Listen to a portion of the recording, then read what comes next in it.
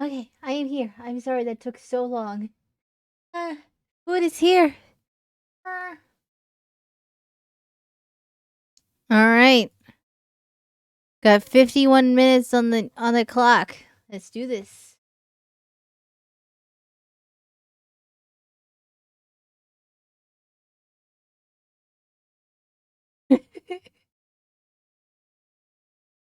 $437. Wow.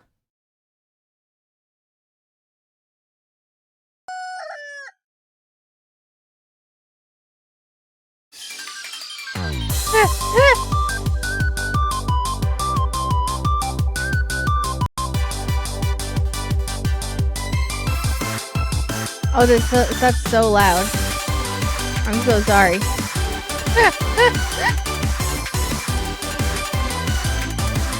What am I getting myself into with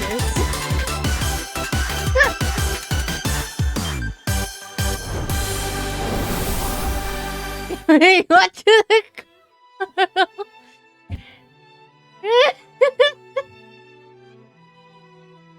So this is the stream where I have to. I do have to scare me. I'm sorry. Hello, everyone.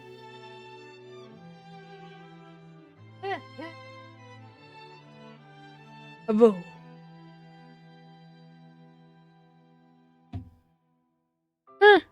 So this is when I have to pick all the mean options. Disturbing. You just scared me. Abu. So this is the stream where I have to pick all of the meanest options. This is the picking all the options I don't want to pick in a dating sim, which was something I landed on during the that I landed on during the Laugh You Lose stream with the punishment wheel. So that is what we're doing today.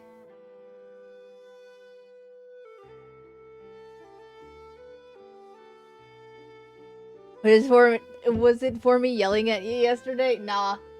I didn't mean to, I'm sorry. Alright. I have no idea what this is even about. This is just...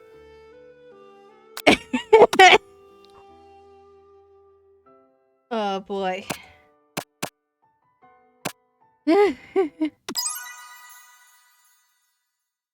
Hugo needs help. I mean, he still does like 1 million on Totalize. I don't think he needs that much help. He's functional. You sleep softly as the morning sun casts a warm glow through the window of your modest student apartment. The world is peaceful and serene. You could stay in the moment forever.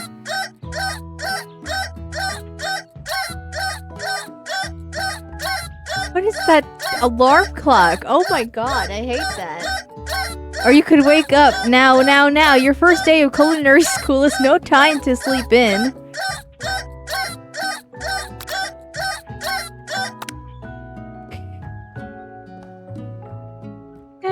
Lying in bed, you stare at the ceiling, thinking about everything that awaits you at the prestigious University of Cooking School Academy for Learning. Okay, yes. Super prestigious.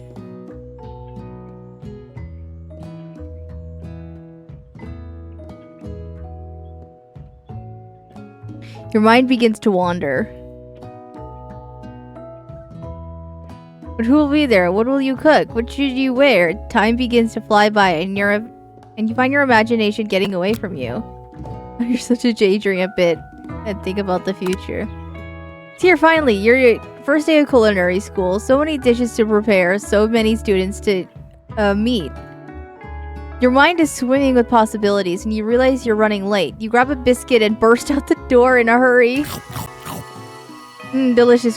Just what you needed to wake up those tastes, but yikes, you're in such a hurry, in fact, that you forgot to put on any deodorant before running out the door. You're sweating buckets as you rush to arrive on time. Uh-oh. Standing at the quad, you realize You gaze upon the magnificent University of Cooking School Academy for Learning.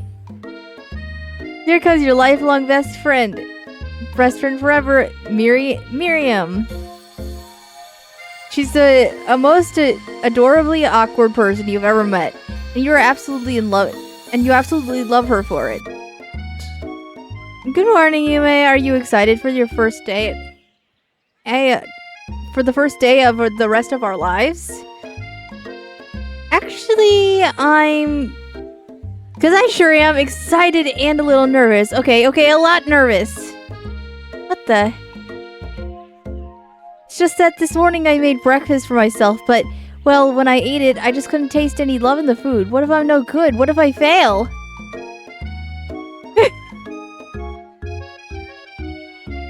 Oh, man.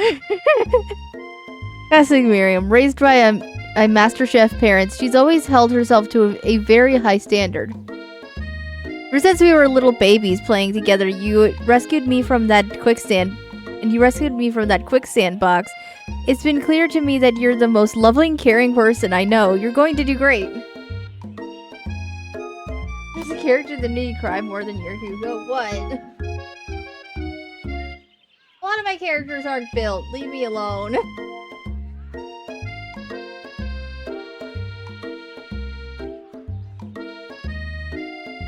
Your Bon Yue. I haven't built him yet. Okay, I'm sorry. Bon Yue has not had any work put into him yet, so it's like, don't look at that too hard.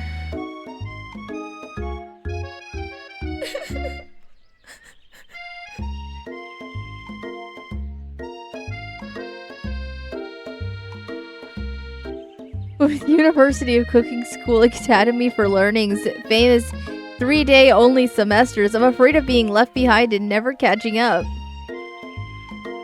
Sweet girl, Miriam has always had a flair for the dramatic. This summer she got so nervous about her first kiss that she chipped a tooth practicing on a mannequin. She pep talked her and changed the subject to give her some relief. Yeah, school gossip, sure. Start to see Miriam like this, and frankly, quite exhausting. Rather than dwell on her anxiety, you try to change up the subject to something more interesting. All summer, you've been hearing rumors about a dreamy, enigmatic mystery student who's enrolled at this school. Yeah, that's a little worrisome, but you'll be fine. Now, what about this mystery student we read about in the school message board? Any new deets? Oh, get this. I heard his name is Harland, and he's no ordinary student. They say he has powers. He's had them ever since he was born. From an egg. An egg like a chicken? Don't be ridiculous. What? But that thing about having powers, it would line up with some of the other rumors I've heard. Like, I heard he once fought a bear with just his smile. You both sigh thinking about a student so handsome that the laws of physics don't dare apply to him. Dreamy. Before you can get another word out, you're rudely interrupted when someone smacks your books and custom engraved measuring spoons out of your hands and onto the ground. Hey! It's Ashley, your arch rival. She's totally evil, but you can't help but be filled with jealousy. You can get anything she wants and she knows it. Hello, Ashley? Ashley? Oh, I didn't see you there, chicken shins. Leave Yume's shins alone. They're perfectly normal shins. What is that?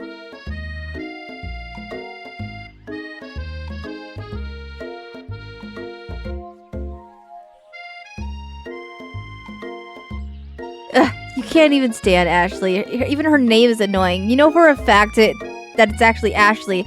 She had to add extra letters to make herself feel better than everyone. If anyone knows what a perfect shins look like, it's us. Why are we held up on the shins? not going to let you or your really weird insults get to us.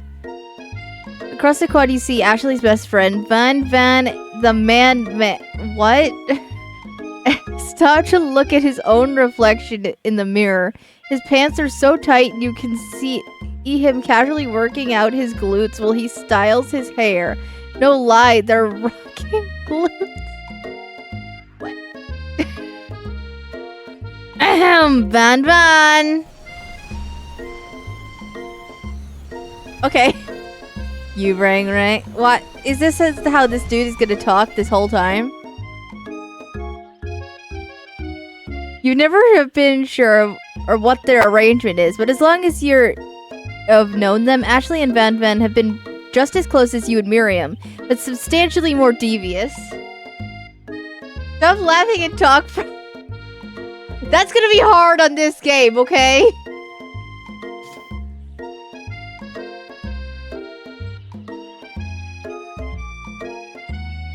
I can't believe that University of Cooking School Academy for Learning would even allow people like you to attend as students. I know, right? You think they'd just hand us our diplomas now? Or maybe hire us on as professors. You amateurs could learn a lot from us. With the first day of school about to start, there's just not time to properly tell these two off, so you resist the urge. Let's go, Miriam. See you later, losers! As you approach the door, you see a goofy-looking kid pushing hard against the window directly next to it.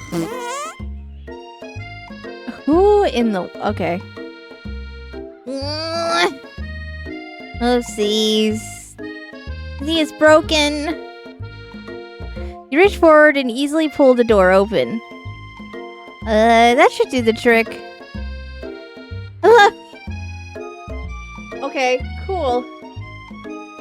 Think you mean thank you? My name is Pop. I was named after my Pop. He's old.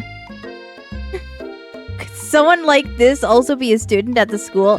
He must be one heck of a chef. Also, his name tag clearly says Bob, but I guess as he's reading it upside down. Hi, Pop. I'm Yume. So, you gonna make me hold this door all day? Nope! With that, the young man walks into the building ahead of you. Is that just me, or is he kind of cute? No. I mean, no. That... I don't even know what to make of Pop. I think it's just you. Okay, at least the MC also sees this. You both shrug your shoulders before following him into the building. You stand at the edge of the room, unsure where to sit. Other students wander in and keep themselves busy chit-chatting. A scruffy-looking pooch takes his place at the podium at the front of the class. Adorable. Our professor is a dog. Sprinkles! Now, quiet down, everyone. Oh my god, he can talk.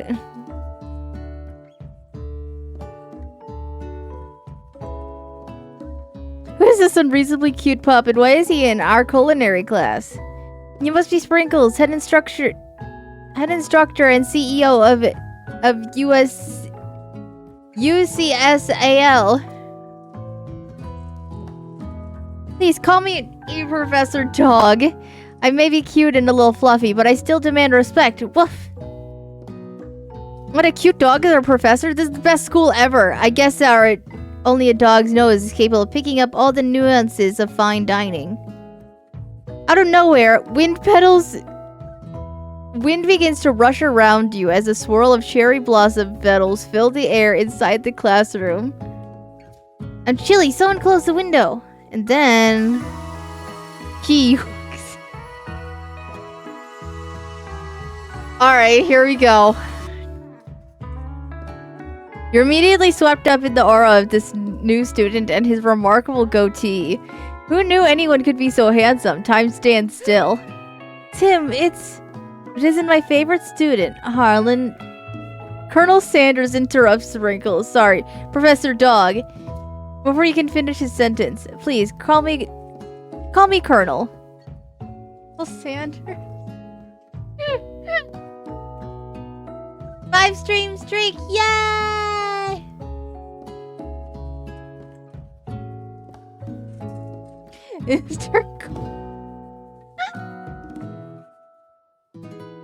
A hushed murmur rolls through the classroom as Colonel Sanders walks down the aisle of desks. Suddenly, the room is sweltering. Sweat begins to bead across your brow. You feel like everyone is looking at you, and you're not entirely wrong. This over here must be Sweaty Sweats a lot. Really? Maybe we should open that window back up before faucet it pits melts into a puddle and evaporates entirely. You both know my name. We were in the same kindergarten class. And what is with all your really weird insults? You turn to find Colonel Sanders standing right in front of you. Colonel Sanders, beautiful angel that he is, stands before you smiling gently, his hand outstretched. Boy howdy, this classroom gets hotter than a Kentucky fryer. Please, use my handkerchief. Freeze up. Colonel Sanders is talking to you. Wait, Colonel Sanders is talking to you about how sweaty you look? You're completely mortified. This can't be your first interaction. What if he never forgets this moment?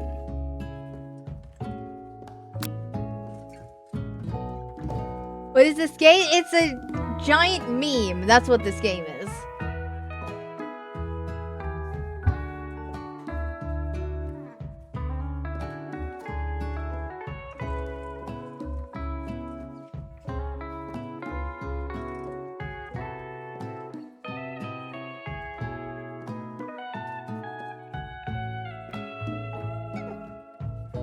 And I did be mean to him the whole time, so I refuse. You feel horrified that your first interaction with Colonel Sanders is centered around the fact that you're a sweaty mess. No thanks, this is actually on purpose. It's only family secret to keep your skin soft and healthy. You wave his hand away and quickly wipe your face with your apron instead. Professor Dog steps in to settle the class down and set some ground rules. Welcome to University of Cooking School Academy for Learning, the greatest culinary academy in the world. The birthplace of culinary legends past, present, and future. Many challenges await you. There will be tears, there will be blood, there might even be really adorable tiny food. And when all is said and done, there will be a battle. You will lift your sporks and complete the broom cooking arena. Compete in the broom cooking arena. Just then another student enters the classroom and interrupts the professor's rousing speech. Hi guys, sorry I'm late. I hope everyone had a good summer. I really miss... Quiet! Like the class is bad enough, but interrupting my monologue? You're on the fast track. Out of here, young man. Are you sure you're even in the right place? Don't you recognize me? This is my 3rd year in this school. With you as my teacher. Everyone stares at him blankly. No one remember me? You're expelled if you utter one more word before I finish. Let that be a lesson to you students that tardiness is unacceptable. Even Clank made it here on time, rolling halfway across the town on his tiny wheels. Turn to see the student Sprinkles is referencing, who appears to be some sort of industrial kitchen appliance.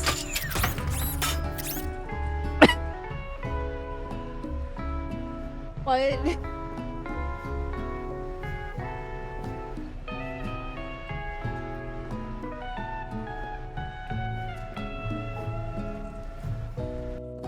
The class bursts into laughter. Oh, Clank, you rascal. Sprinkles walks in the classroom as everyone stands in silent obedience. When he gets to you, he lifts his nose into the air and takes a deep sniff. Your diet is lacking. Based on what I'm picking up here, you definitely need a multivitamin. You should be taking better care of yourself. Never had a talking dog as a teacher before, but Sprinkles' reputation for being smart but tough is well known. You decide to try and butter him up by giving him a treat from your pocket. But what kind?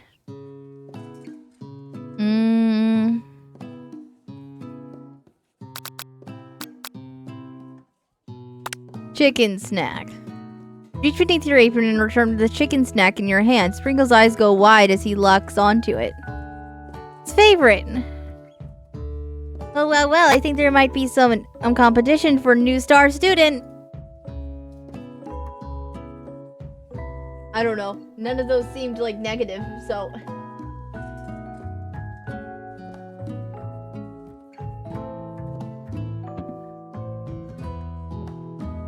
The furry professor immediately devours the snack, leaving your hands slick with a coating of warm, chalky drool. Ew. See other students eyeing you jealously, but paying no mind to them. If they wanted to succeed in life, they should have learned the importance of carrying a range of dog treat flavors on them at all times. Settle down, young chefs. Take your seats and prepare to have your minds open to amazing possibilities of culinary creation. As everyone rushes to claim their favorite seats, you're left standing at the front of the room. Only 2 options remain. Yume, there's still a seat here. I think no one has claimed the seat next to me if you're interested.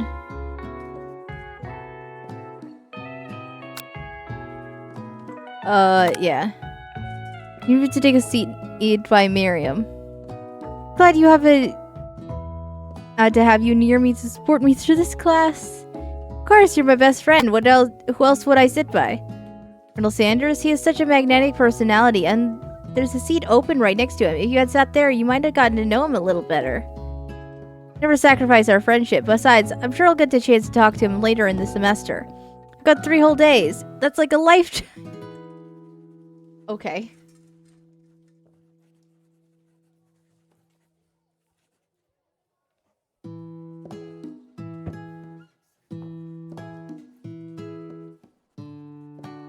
So you say, but now that Miriam mentions it, that Colonel Sanders is just so darn dreamy. As soon as you settled into your seat, the professor makes an announcement.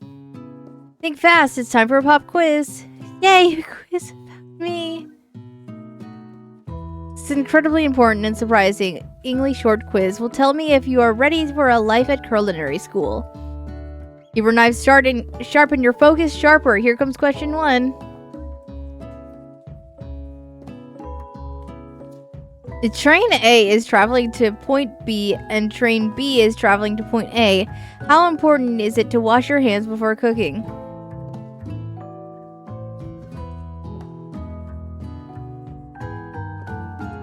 What?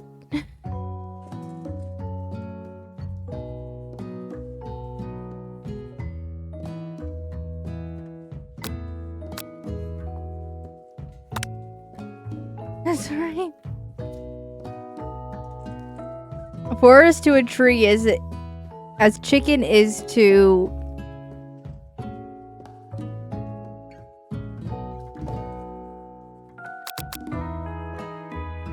feather.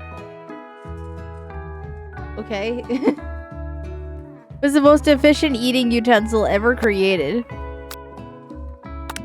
I wouldn't say that's true, but sure. Food is best for a broken heart.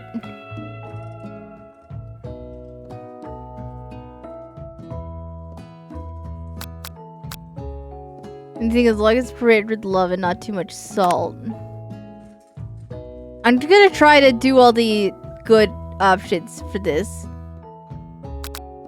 He's the best boy. Yay. Be honest, did you cheat? No. Usually I would, but no. On games like this with quizzes, usually I look it up, but that was pretty obvious. You look up to see that Colonel Sanders has been watching you tally your score. He's impressed. I know we just met, but I have to confess, I think you have a beautiful... Oh, wait, that did get his attention. Alright. Hot diggity, you just scored some major Colonel Sanders points with that performance. I don't really think it's possible to be really negative in this, but I was like trying to answer everything right because I didn't want to get like kicked out, you know? Because that would just end the game, no?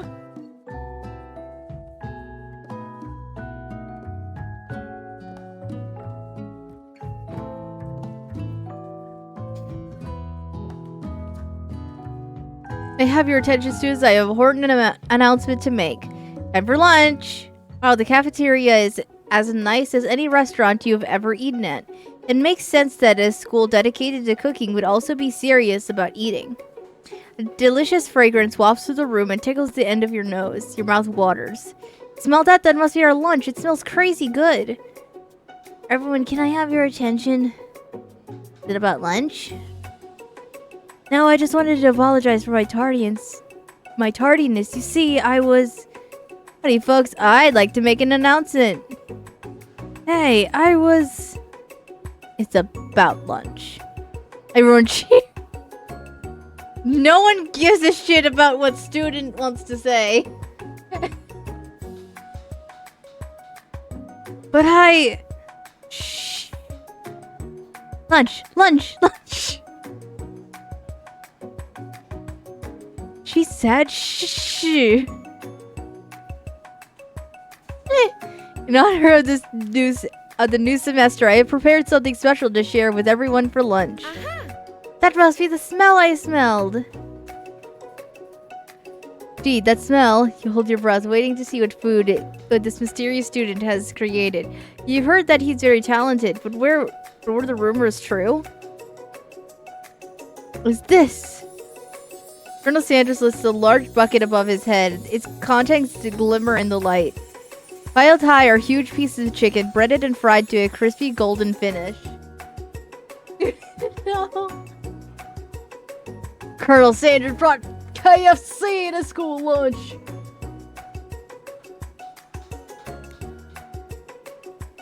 The aroma envelops you and you begin to feel warm and Colonel Sanders has filled a bucket with chicken?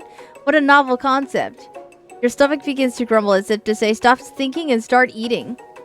For years I have been developing a secret recipe for the perfect fried chicken. With my calculation, nothing less than 11 herbs and spices are required to achieve that perfect balance of flavors. Look around and notice that every other student has a pen and paper and is scribbling notes as fast as they can. That's all I'll say about that. What, we think you under stupid secret recipe, dude? Pshaw, nah, my dude, nah. I'm just, drafting the last will and testament in case of one of those ingredients, is poison. Gotta. Okay, dude. He looks around nervously to see if anyone else is laughing at his sick burn.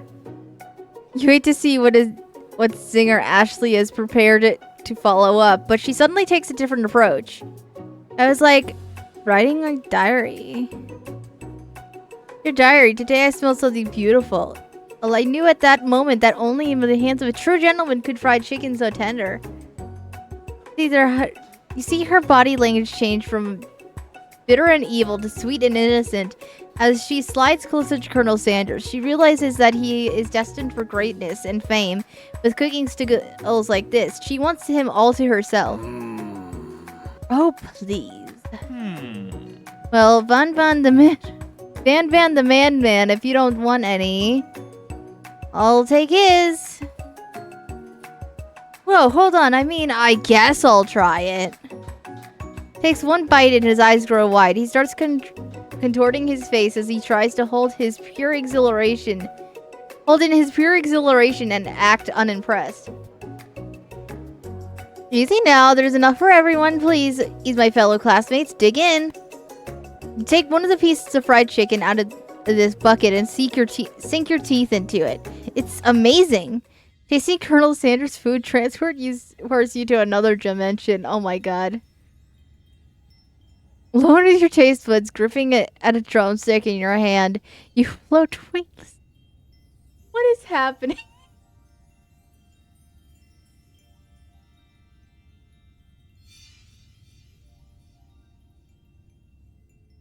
I don't even know.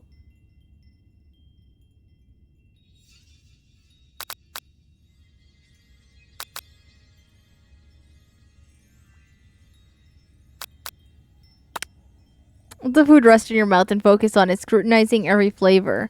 Salt? Maybe. Pepper? Too obvious? Oregano? Basil? Maybe, but there's something else. Something dark, something spicy. Dig deeper, deeper. Even deeper still until you find it. Could it be? You really did it. How bold, how adventurous to use. You'll go even deeper into the sea of flavors, but this revelation alone is more than you can handle. Snap out of it and realize that this information was meant to remain a secret, and yet, now you know. Mantle of responsibility now rests upon your shoulders. Blasted off into space. I think there was drugs in that chicken. I don't know. I don't think that should happen when you take a bite of fried chicken. I don't know if that should happen.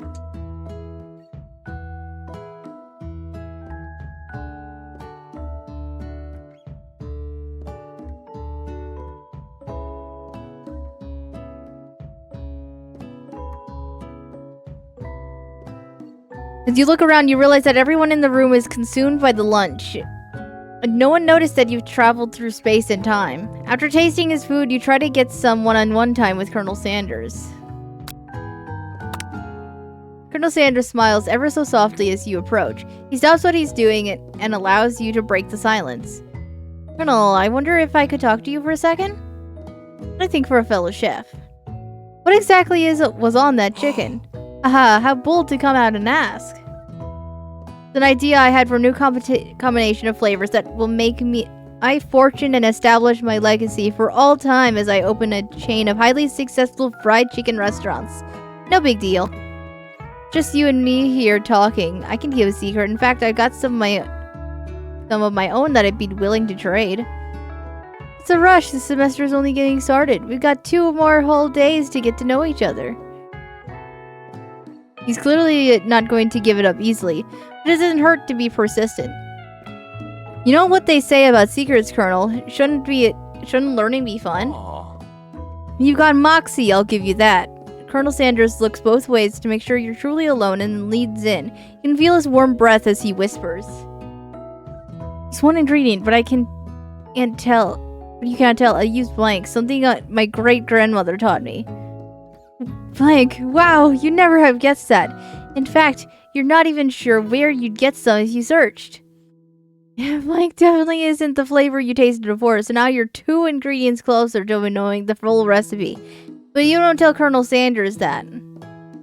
Well, you're wrapped up in that huge revelation. You notice that Colonel Sanders has disappeared, while everyone else is still in the cafeteria. You decide to look for him.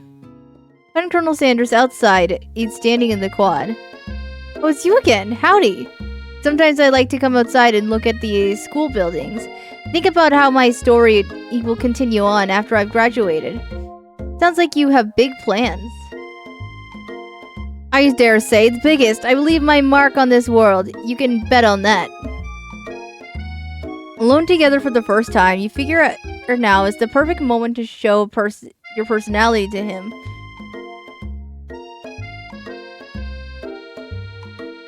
Hey, well, I had to pick this one. This is what the stream is. Neg him to show your own strength. Okay. I don't like that, but that's kind of the point of today.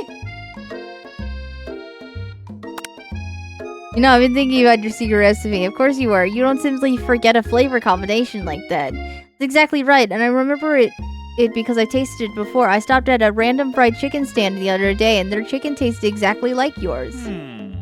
Just compare my recipe to our random fried chicken stand? Well, yes, I did, but it was really good stand, especially considering it was frozen first. Frozen chicken? I'm hoping that being mean to him doesn't, like, end the game early.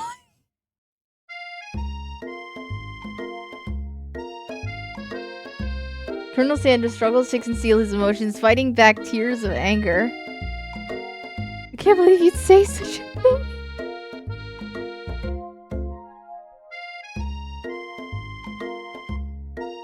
You realize you've done irreparable damage to your relationship from which you can never recover. He's hurt. Could you? Yume, you saw this game and it's called a dating sim, right? If that's your ideal of dating, this is not the game for you.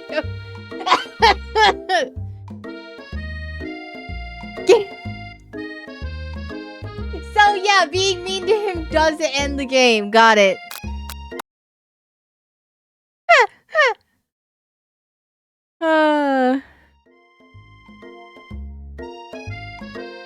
So I can't be too mean.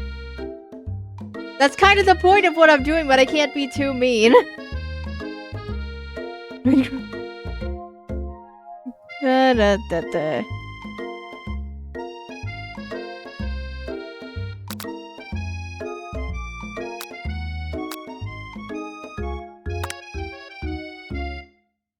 I just wanted to tell you that I really enjoyed your food. Now you've got his attention. The flavors were complex, but comforting. The interplay between salty, savory, and peppery, it was perfect. Appreciate the compliment, Yume. I'm sure you'll be a big success. I know we've only met today, but I'm starting to get the same feeling about you. We should head back inside. The next lesson starts soon.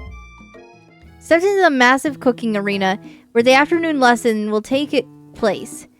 Each student gets an oven and the tools and ingredients they could need. This place is magnificent. Finally, we get to show our stuff. A second, oh no, we have to show our stuff. What if I totally blow it? You're not going to blow anything, except maybe kisses to the crowd of fans you're going to earn with your signature adorable tiny food creations. Welcome students to the cooking arena. For today's lesson, we'll be cooking with partners. Hurry up and pair off. Actually, Miriam looks over to you, but unable to control yourself, you pounce on Colonel Sanders. Hey, Colonel, would you like to tackle this lesson as a team? A team of two, that is. Me and you, if that wasn't clear. Want to be my partner? Sure, you may. I'll prepare our station. Not you as a partner. Miriam is left standing all alone. Two different students quickly take notice. Hello, new partner. Boop, boop. Oh, why? Two potential partners? I'm so sorry, gentlemen, but I don't know who to choose. That looks like you'll have to pick for her. Friend duties can be a little awkward, but it's the price that you pay for not being alone forever.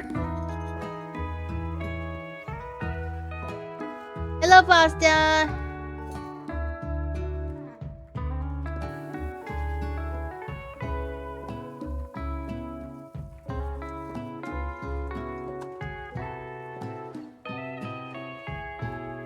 Hydrate. Okay, I'm being yelled at to hydrate. Got it.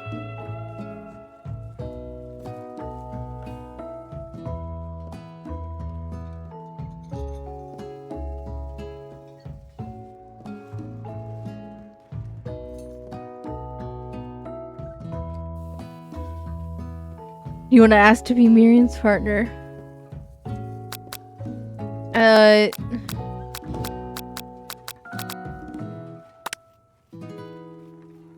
Sorry, Clank, but I think Miriam will be partnering with Pop today.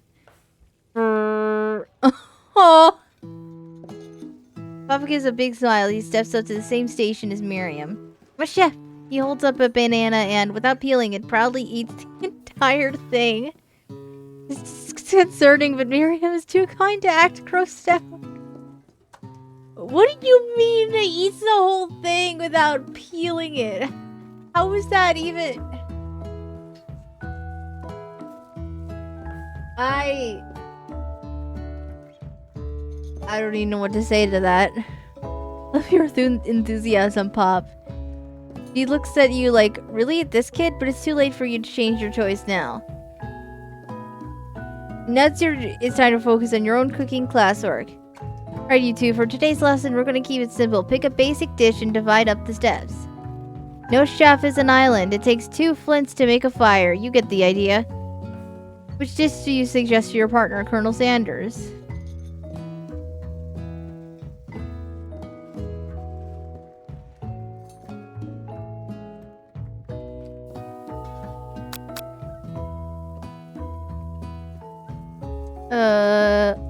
Octopus. Sure, we'll go with that. Yeah. Thinking trying something exotic, maybe a dish that incorporates octopus in some way. More of a down-home type chef myself. What about something that go with me here, walks on land? Actually, there are certain species of octopus that do leave the water. For instance, you heard of the Adobus aculatus? It leaves the water to hunt for crab. An octopus that walks upright and hunts crabs. Now it's heard everything. The world is truly a marvelous place, isn't it? Octopus crab? That sounds like you're describing one of my signature dishes. Are you trying to steal my thunder? Boys, what's with all the hostility? Has the competition been moved up today? Up to today? So you're trying to muscle in on my culinary territory. Nobody better touch a cephalad without going through me first. There's been a misunderstanding. No one's muscling in on any mollusks. We're simply discussing today's assignment. We cut the tension in here with a chef's knife, which makes sense because chef's knives are usually pretty sharp. We're just talking, and I haven't stepped back from any and all seafood. You know what? I'm just gonna make egg mashed potatoes and gravy. I know my mother's recipe by heart. Keep the tentacles. You get to peel and boil potatoes to extricate yourself from this thorny situation, but your new rivals aren't having it. I doubt that you should even have the capabilities to work with the ingredients so delicate. You should probably stick to microwavable dishes. Like my friend Van. Though he may be the man, I have no doubts whatsoever about Colonel Sanders' ability to concoct creations worth admiration. After all, your fried chicken was quite spectacular. But Colonel, if you ask me, I might have a better partner for you then. This thing has positioned itself at your station. Don't you feel deep down that we cast complementary shadows? We fit together like a thigh and drumstick. It just makes sense. Okay. Nothing about this makes any sense, but one thing is clear. She's coming for your colonel if you don't watch out. Yue and Van are so inclined into the sea. Perhaps they should go there together. Actually, are you suggesting that I share my secrets of my special saltwater sauce with this novice? I'm disappointed in all of you. Actually, he's really going at you hard. We need to ask for some backup here, or before things get ugly.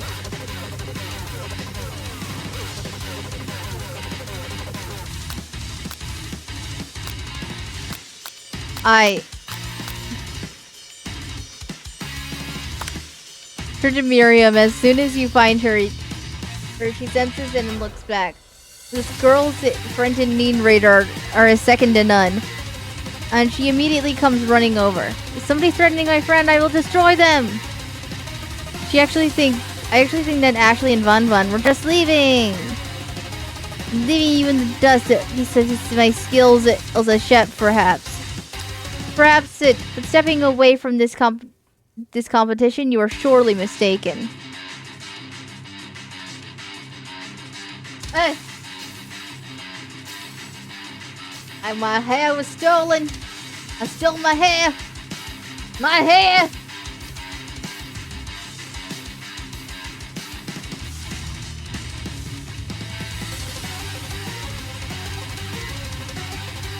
You got 7 minutes left of the timer. Oh my god.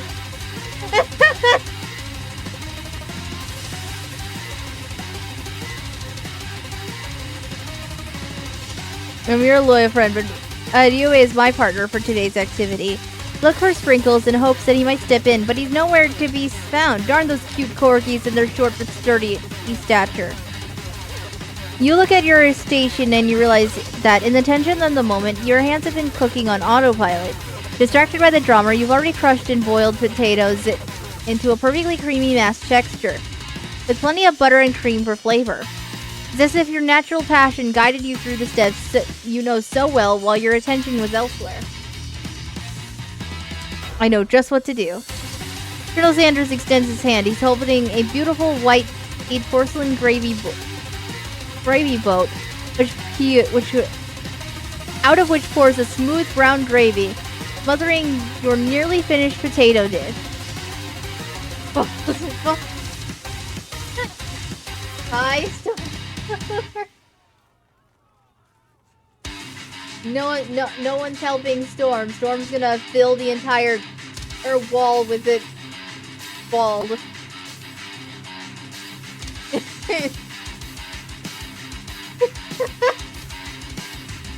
Oh my god.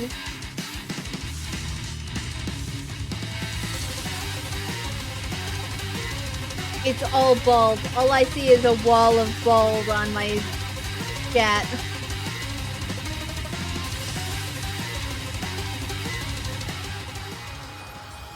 Gravy flows down the mound of mashed potatoes. The results look spectacular. Granny would be very proud.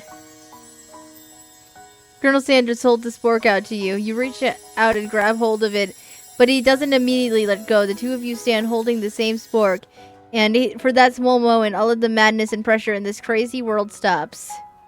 Rest lock, the moment is electric. Time stands still. You love something, set it free. I don't even... Okay. Together you dig the utensil into the mashed potatoes and lift a heaping sporkful up. When you see Ashley, you with a sinister look. You know she's plotting against you to be with it. It's Colonel Sanders.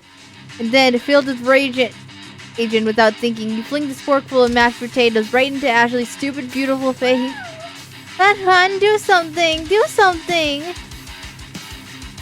Scooping up a fingerful, Van tastes the dripping mashed potatoes and gravy, and he realizes that it's delicious. Horrified by this revelation, he slinks away.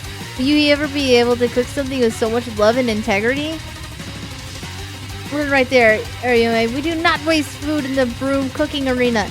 Colonel Sanders, I expect better from you. If you throw one and more spoonful, you'd both better be prepared to eat it from wherever it lands.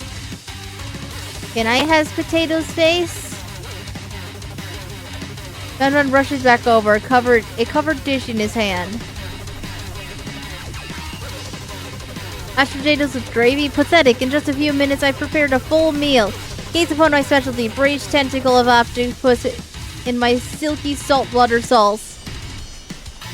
Plated on a battle axe forged by my supreme chef ancestors. Plated on a battle axe. Okay. That's a sentence in this game. You ignored me for too long. That ends now. It is I who will have the first bite. And you will all look on with envy. Bald. Hi, Asian guy.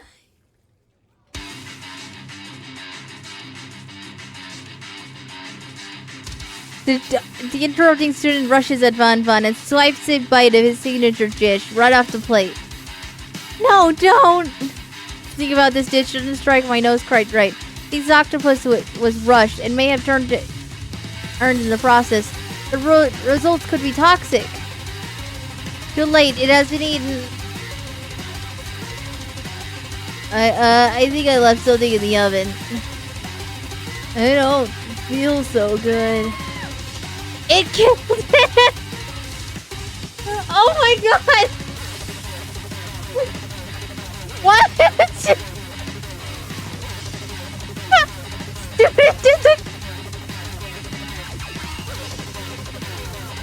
Okay then. Ever step back, don't take another bite. You look at the plate, the rest of it is gone. You notice the tip of the tentacle being slurped up in Pops' mouth. Pops winces in pain for just a moment, then is almost immediately back to his oblivious self. Let's see. Tastes like poison. The entire class is gathered to watch Pop's final moments. Jock has frozen the whole crowd as they are motionless as statues.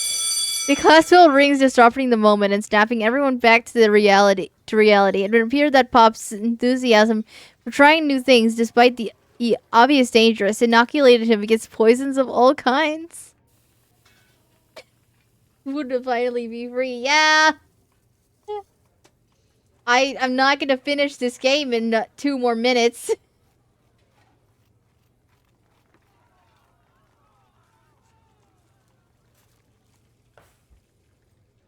Roger, the professors here make enough money.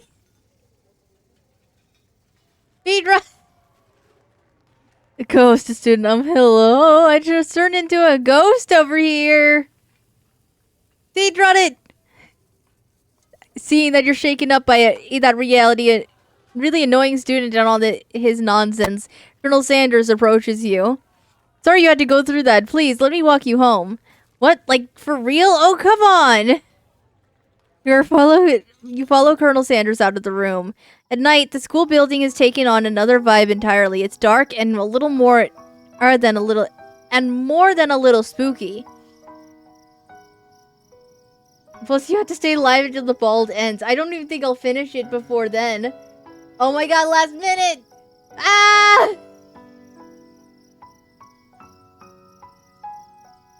Cassandra stands at the quad's neon glow and speaks softly. Mashed potatoes you made in class today.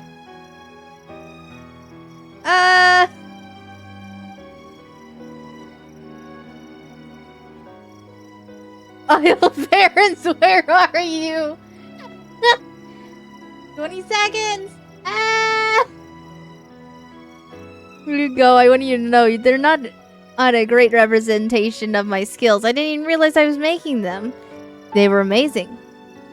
Tasting them, it reminded me why I became so passionate about food to begin with. Colonel Sanders getting choked up. Cooking is obviously important to him in a way that you find inspiring. Now, I didn't even see it hit 0. It's done. We're done. Food is free. Is that something? Yeah.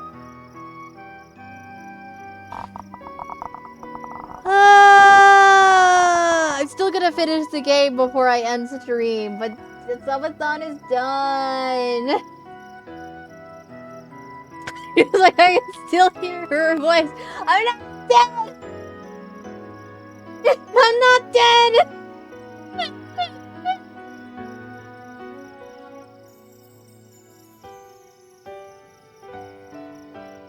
You at least tell the colonel you love them.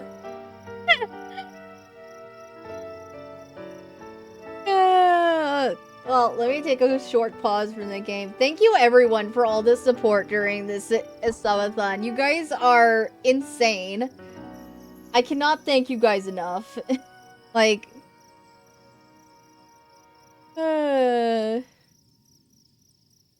Like, I really didn't expect much from this, especially because it was so poorly planned. It's because I rushed in me throwing this together and trying to promo it, but thank you guys so much for showing up every day during this and just giving so much support. It means so much to me, and I hope when things start happening later this year, it's all worth it for you guys. I don't know, but thank you. That's all I really can say is thank you, because it means so much to me.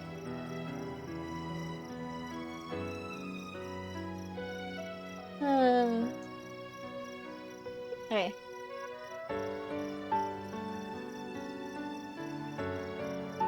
Alright.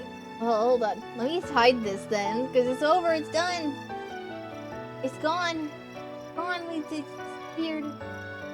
It's disappeared, it's gone. Bye-bye. Bye-bye.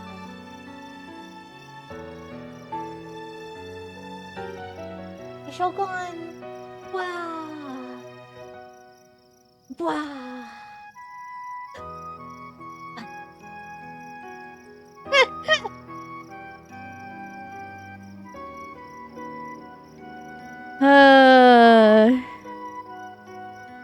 I missed that spoon. I'm still right here. We're still right here. We're still gonna finish the game.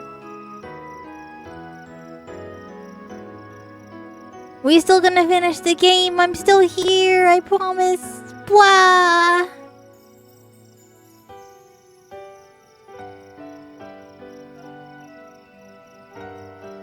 Alright.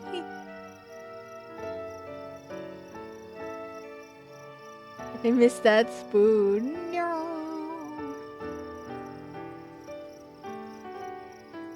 No, I don't mean to lie. But I think I can see ghosts.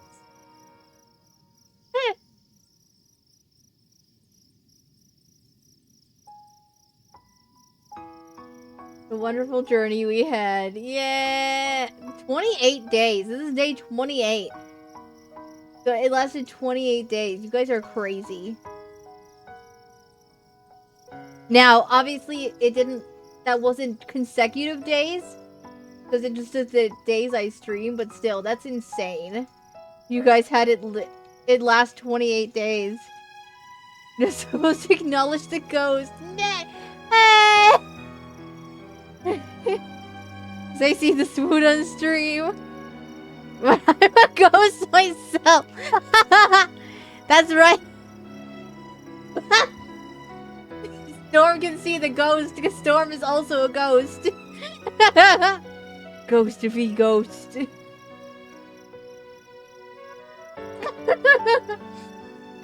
I forget that part about your lore sometimes, this Storm. I forget that you're a ghost that decided to possess an onigiri.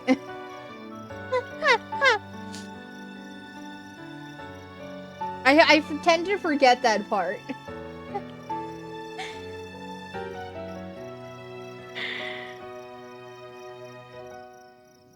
Besides...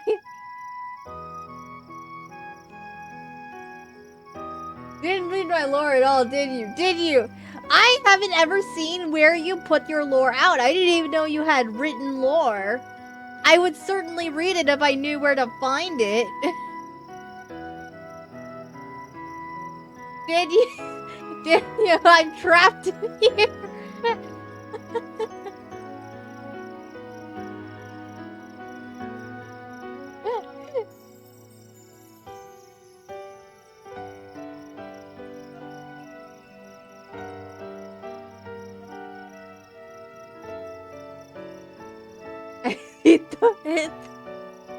Me too, I didn't know. I swear I didn't know. I'm so happy.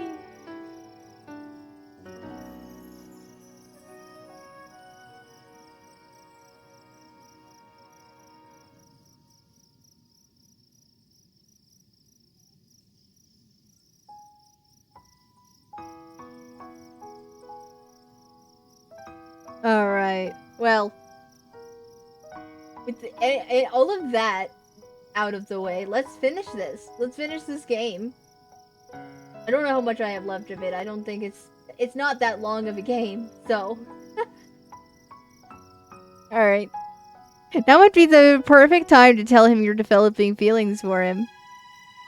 Sanders, yes, you may. I think I need to tell you.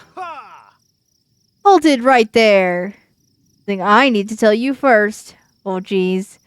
See, when I was just a boy, I had a dream that one day I would be the greatest chef the world has ever seen. And every day since, I've been working towards that dream day and night, never stopping, never resting, also lifting a lot of weights. Like so many weights. We should all follow our dreams with all of our hearts, that our souls may grant to them and like wishes floating on a shooting star. Hey, no, you. Shut up, I'm the one here to say inspirational stuff and be the star of the story. Are we forgetting that your cooking is literally killed a guy? You can't prove. I also saw you kill that guy. What was his name? Somewhere in the distance you hear a long sad sigh. Forget him, we're talking about me! Me! I'm the hero! What in...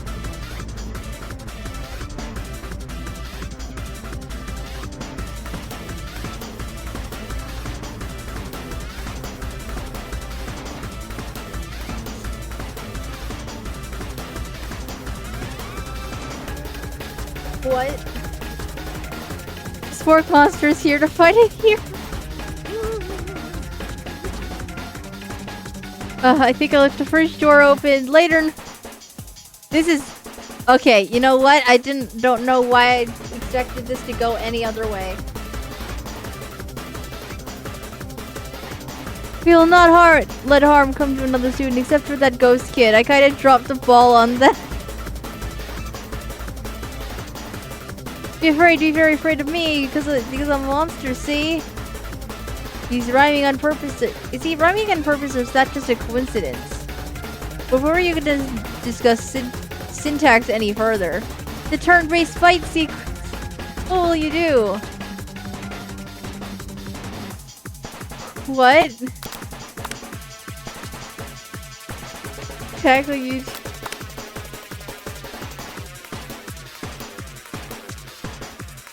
Did it actually use set this part? As it goes on the attack, it spit hot gravy at you. Do take 1 damage. How much health does it have? What is happening right now? Are we sure this is a dating sim?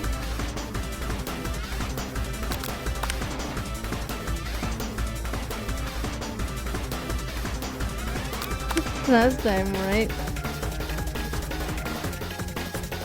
Doing friend right attack. Puts their mashed mind and draws in energy from Mother Earth itself. You grow larger and more intimidating. How do we respond?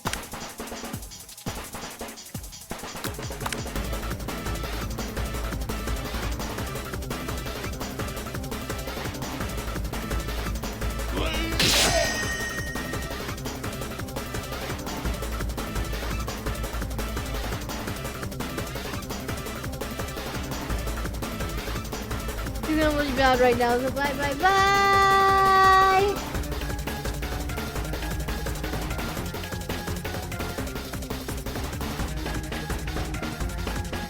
Oh, I'm eating horse's drink again. Okay.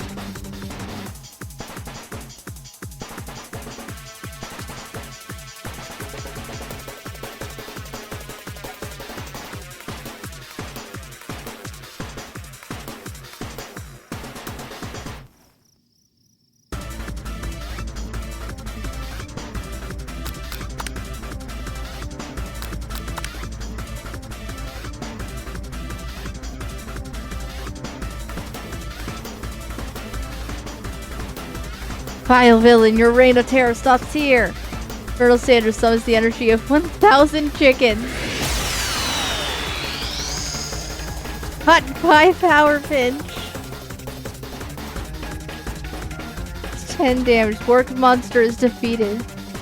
You saved me. Ninja Spork monster spews steam into the night. Finish him! No student will ever walk the quad in fear again. Sort of messed with the wrong chef.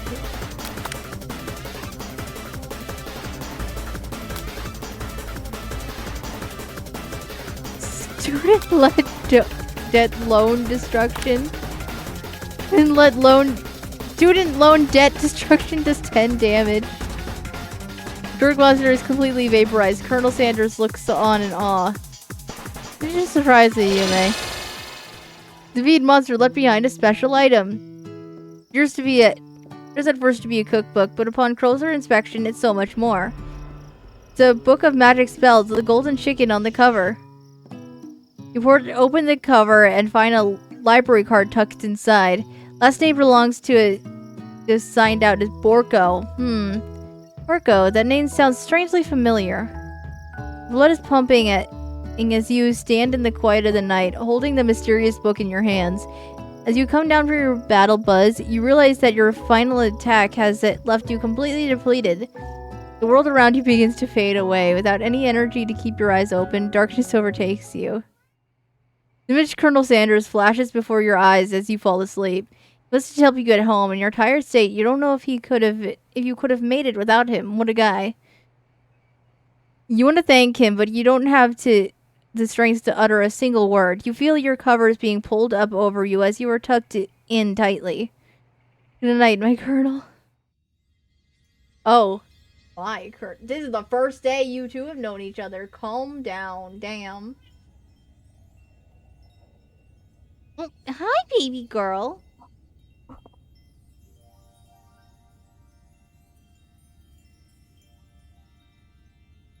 Say hi. Say hi.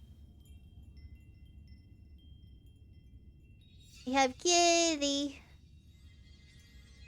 I have kitty. Meow. Meow.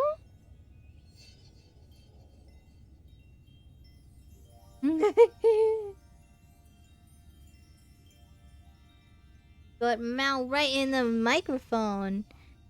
He's talkative today. Just a bit talkative. I don't think she wants to speak anymore though, so I hope you guys heard it when she did the first time.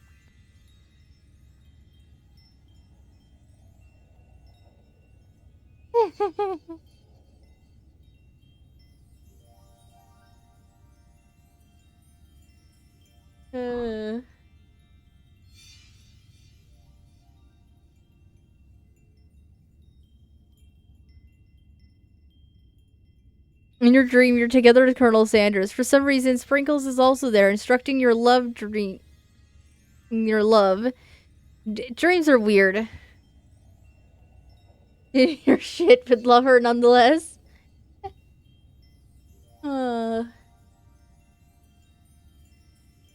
She did actually cry into the mic just a little bit. Do you want to do it again? Do you want to say hi again, sweetie? Just a little bit? Just a little bit? No? Okay.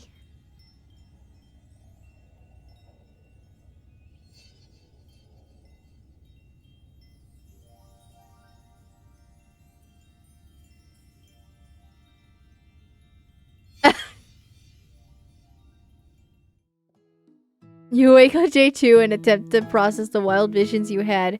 Are they memories or premonitions?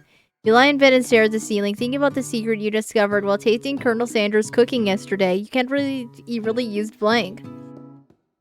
But then and there was that secret ingredient Colonel Sanders went ahead and told you outright. Not much of a secret, huh? Probably because he already trusts you so much. Sure, that makes sense. We'll go with that. You meet up with your bestie in front of the school. Before you can tell her about the encounter with the spork monster, she launches into a story of her own. Okay, I know this might sound a little strange, but I think I might be, I think I might like Pop. Like him? Like? I know, it sounds like it's moving too fast, but there's something about him. I like him, Okay. Okay. Maybe it was a good decision to force her to be partners with him. Because I forgot she already said that she thought he was cute. I mean, they each their own. If you like him, you like him. Whatever.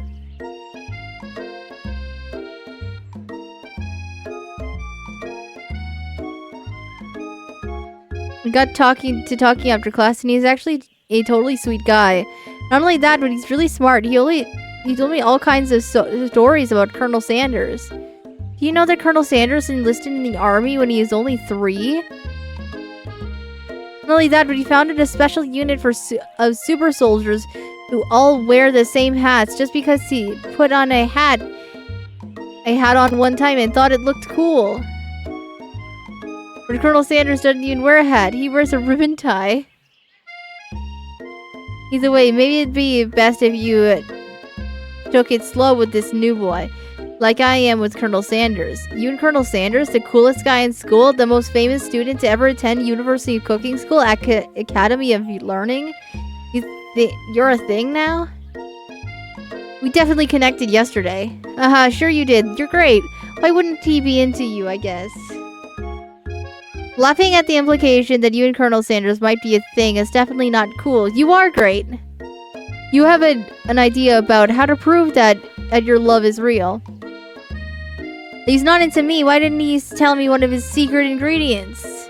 However, you don't tell me that you know a secret ingredient, too, which you discovered on your own. Your bestie's eyes light up. A secret ingredient. Yeah, I just said that, a secret ingredient. Is there a dramatic echo in here?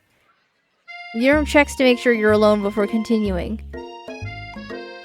So this summer, while I was on vacation with my family, a lovely man approached me in the botanical garden where I was wandering. This can't be good. He told me about his passion for his spices. Secret spices. The man even gave me some to show me what he meant. He said it was a powder created from super duper rare dried flower petals. And that if I did him a big favor, I could have some of my own. Please, Miriam, don't tell me. So I filled my suitcase with them and brought them home. He was so nice. He even met me at the gate when I arrived. Later, when I cooked it with them, a very strange feeling came over me. Like the flavor was unlike anything I've ever tasted. I think you're being very liberal with the meaning of spices here. Whatever. Anyhow, we both share an interest in cooking, so we've stayed in touch. You know, like pen pals. I bet he would love to know about new spices. Well, I'm definitely not supposed to share Colonel Sandra's secret recipe. And besides, I only know the one ingredient, so I doubt it'd be much use to anyone. Please, please, please. It'd mean the world to me. No one has to know it came from you or Colonel Sanders. Should I protect Colonel Sanders' secret or share it with your bestie? Think of a fake ingredient. Really think of a fake ingredient name. I don't know, how about I am nude? It sounds like some kind of witch's potion, but what can you do? I am nude. Wow. Her eyes light up of imagining such a thing. You figure out that you've satisfied her curiosity, and she'll move on. However, she immediately turns around and does some thumb typing on her phone that you can't quite see. That's probably not good. Or you can ask her to confirm that she was definitely not texting secrets to other people. You're interrupted. Wind rushes in, cherry blossom petals fill the air. It's Colonel Sanders. He's arriving at school. Colonel Sanders' horse is truly a thing of beauty. Whatever acknowledging that he's being watched, he does a short horse dance before dismounting with a flourish. He then slaps the beautiful creature gently on its rear, sending it running free into the countryside. You're struck by the sight of him that you lose the ability to speak coherently. Oh, I didn't realize anyone was watching. Don't worry, he knows his way home. You attempt to compliment Colonel Sanders, but the words don't come out exactly right. What a horseful beaut you have. What a horseful beaut you have. Dang it, that's what I just said. Being a friend, Miriam attempts to cover for you. But Yume just gets really nervous around people they like. What? This is not helping. I mean, they got food poisoning and were up all night. It was gruesome. You should have seen it.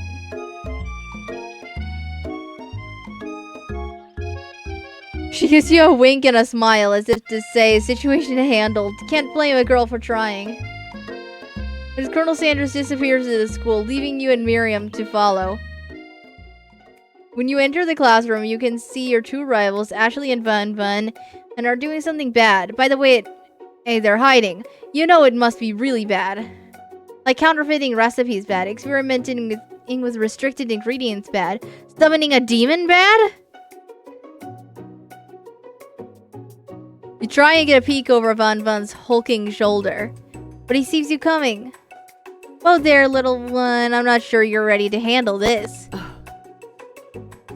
Why don't you make like a bee and mind your own wax, honey? Act like you're not interested in them, but really try and get a closer look. You sit near the rivals, and leave your back turned to them. You and your Von mutter something that sounds a bit like a magic spell. However, he noticed you eavesdropping. You try and cover your tracks and then improvise an excuse. Ahem, it's time for class and you're distracting the rest of us who want to learn. Now you've upset them. Oh, and you're the Emperor of Cooking, are you? You make the rules? I'm not sure if you know a good meal if it ain't you! Being the best chef in the world takes more than culinary skills. It takes creativity, it takes panache. And it doesn't hurt to use a little evil. Finally get a look at what they were hiding, and you instantly recognize it. The book, just like you found it after your encounter with the Spork monster. That's the same book I found last night in the quad. Ashley immediately elbows Von Von, who hides the book behind his back. I don't know what you're talking about. That book is a family heirloom, and its contents are a secret. You notice that you haven't just been studying the book. They've been studying the book. They've got Pop pinned to a wall, and they're tossing potato skins at him as he tries to catch them in his mouth.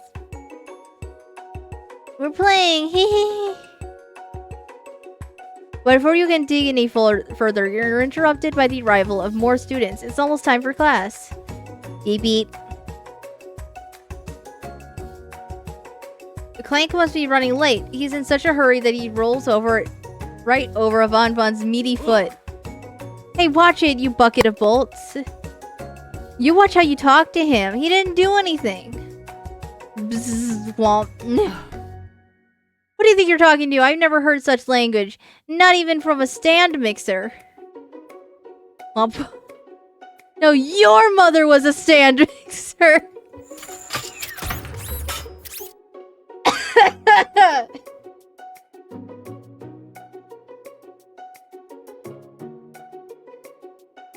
Oh, I got my hair back. I'm so, like, engrossed in this. This is so funny. I'm like...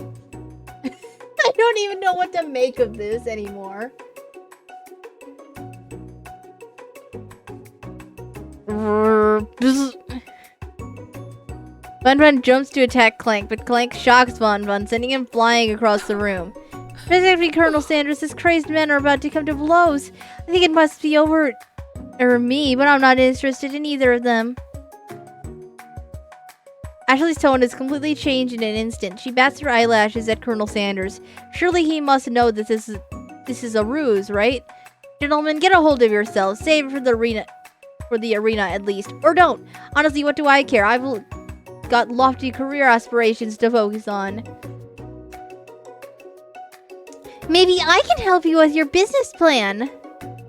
Just then, Sprinkles arrives to signal the true start of the class day.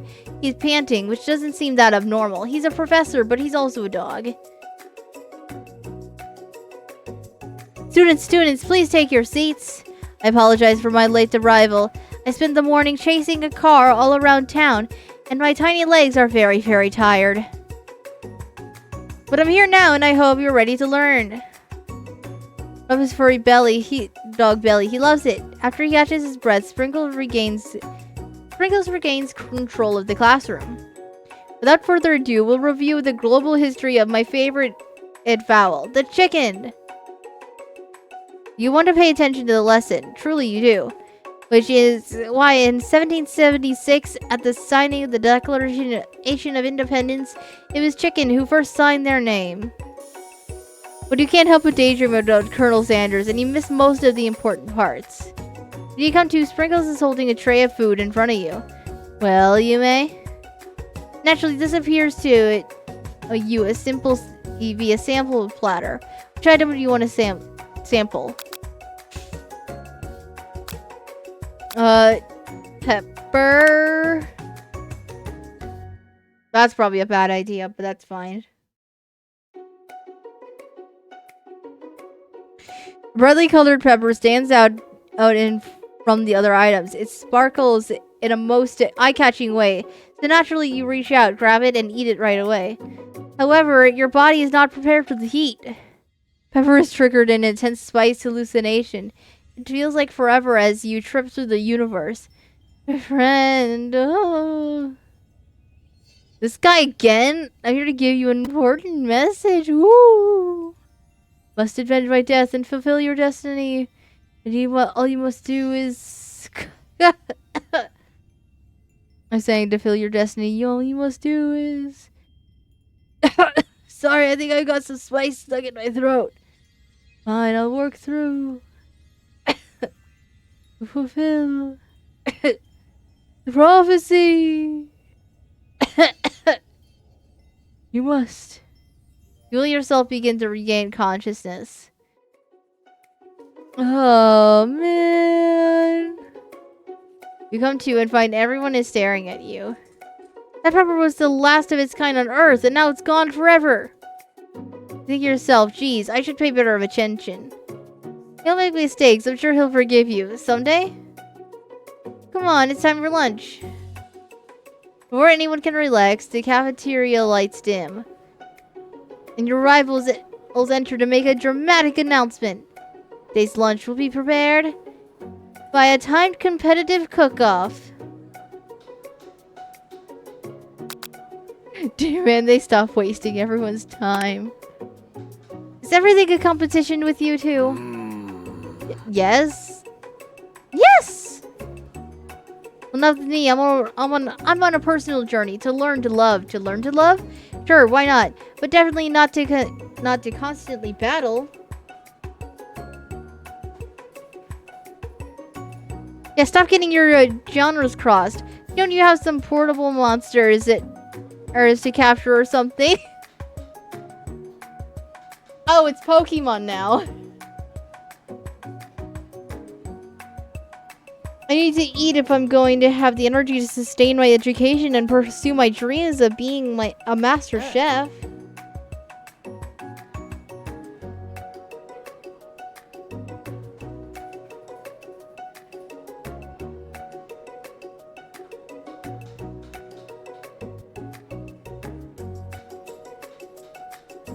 How are any of us supposed to get anywhere if we're constantly fending off challenges from every know-it-all with an apron? Besides, I already bought my own lunch. You should have it. It will give you the energy you need to succeed. Miriam reaches out and presents a gift to you. My special grilled cheese and tomato soup with chocolate milk to wash it down. And a tartlet for dessert. It's so tiny! It really takes about 5 seconds to eat Miriam's tiny food, but it's just what you need for motivation. Oh. Give me your sweetie. You wanna say hi?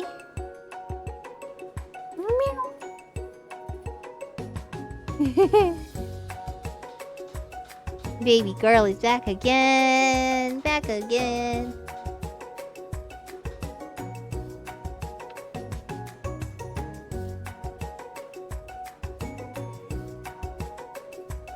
You know what? I've learned enough for today. Let's bet. As things reach a boiling point, Sprinkle steps in. Surely he'll put a stop to this madness. Now, students, please settle down. This is the lunchroom, not a sportsing in court. Finally, a little sense. You breathe a sigh of relief. At least not until we turn on the timer.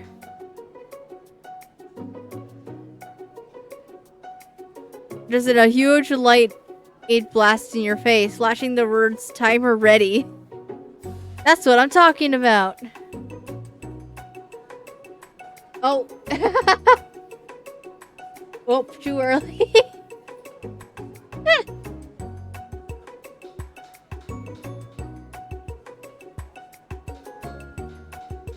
Alright, well, Carol's gonna be here soon.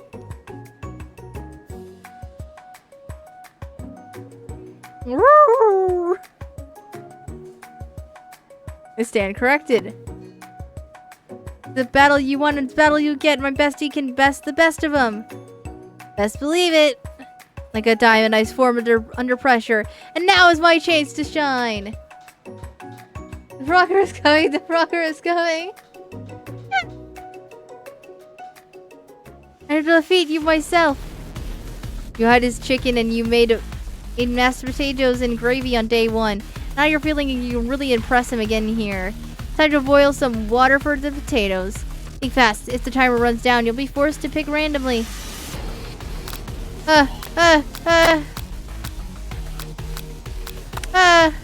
That's wrong. Oh.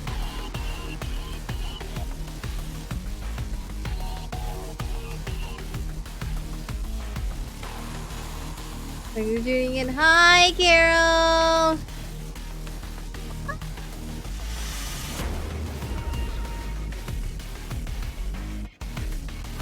Oh, you...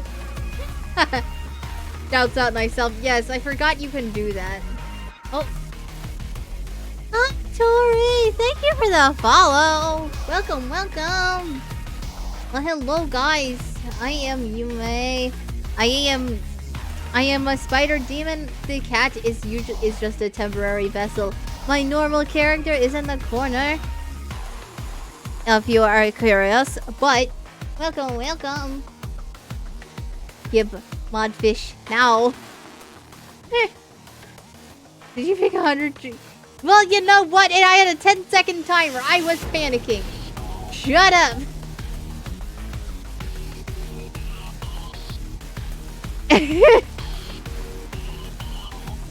Yeah, cause that's wrong, but quiet. It's fun. It's fun. It's fun.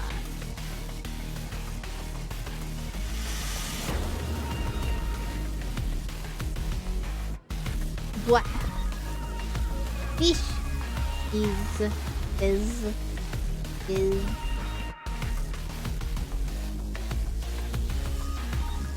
How is art? How was art?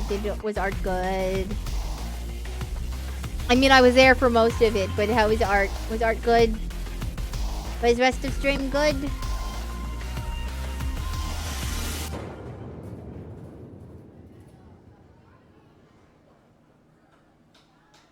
My back hurting. No. Pull it down.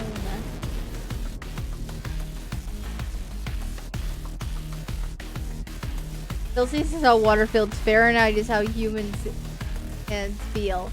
When cooking, you deal with water. Ah.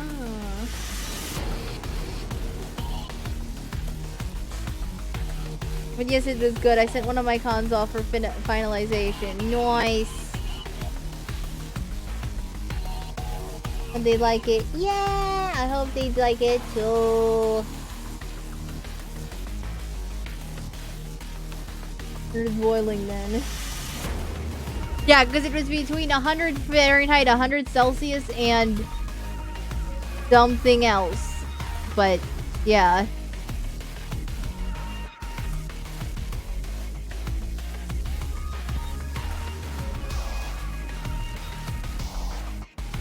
What do you think, Human? Get your head in the game. We need to season this chicken before you cook it. You don't know a Colonel Sanders' strength to be exactly, but you have an idea. 11. You may not know all of the ingredients yet, but at least you're headed in the right direction. Tail wagging intensifies. Now that you've got some basic steps going, it's time to elevate your craft. Which side of mine offers the most flavor? That's right, you never take this opportunity for granted if you hope to succeed. Your classmates are rooting for you, but Ashley is simply stronger and faster than you. You better pick up the pace if you want to survive. When you were a child, your father told you never to forget where you came from. Every day you meditate on his advice and draw energy from that place. What the hell? You know, as soon as I feel like this game is gonna be normal, it does something like this.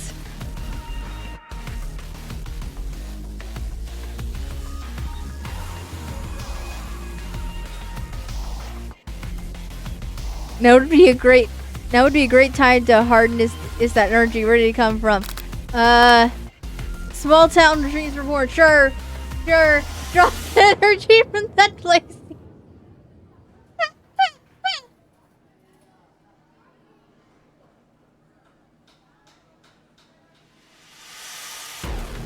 That's right, this is your shot. You're not going to miss it. You try to shut out the noise of the arena and focus on your cooking. I go blast music and play Palia now. I love you. Okay. Have fun. Thank you for the raid. I take care of the ducklings.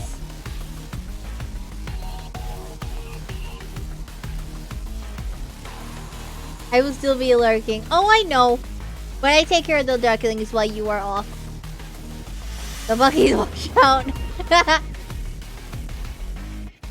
The frog is still lurking at our post, with sword in hand.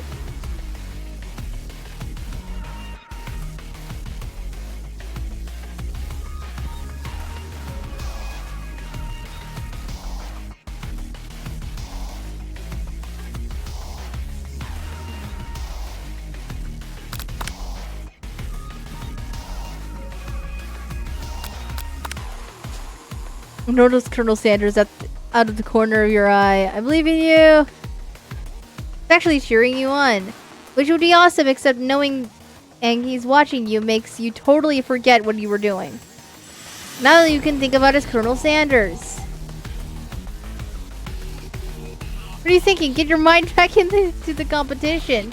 You're stranded on a desert island with only one dessert art cookbook. What do you take? No, right? You know what? Shouldn't you be focused on the challenge? You're falling behind. What does that have to do with crafting spectacular fried chicken and delicate baked biscuits? You're really struggling to keep up. At the next station over, Ashley has already begun plating elements of her dish. It's colorful and complex. To make up time, you toss your biscuit dough into the stand mixer. As you do, the crowd gasps. Yikes. Bzz. I know you love nothing more than seeing a fellow apprentice utilized in a kitchen and battle, but sometimes that means sacrificing the personal touch. You might not have any hands, but Yume does. The good chef needs to be touching the dough with it to know when it's properly mixed. There's an easy way and a hard way. You don't get far by going the easy way. When you hear everyone talking, you realize how serious your error was.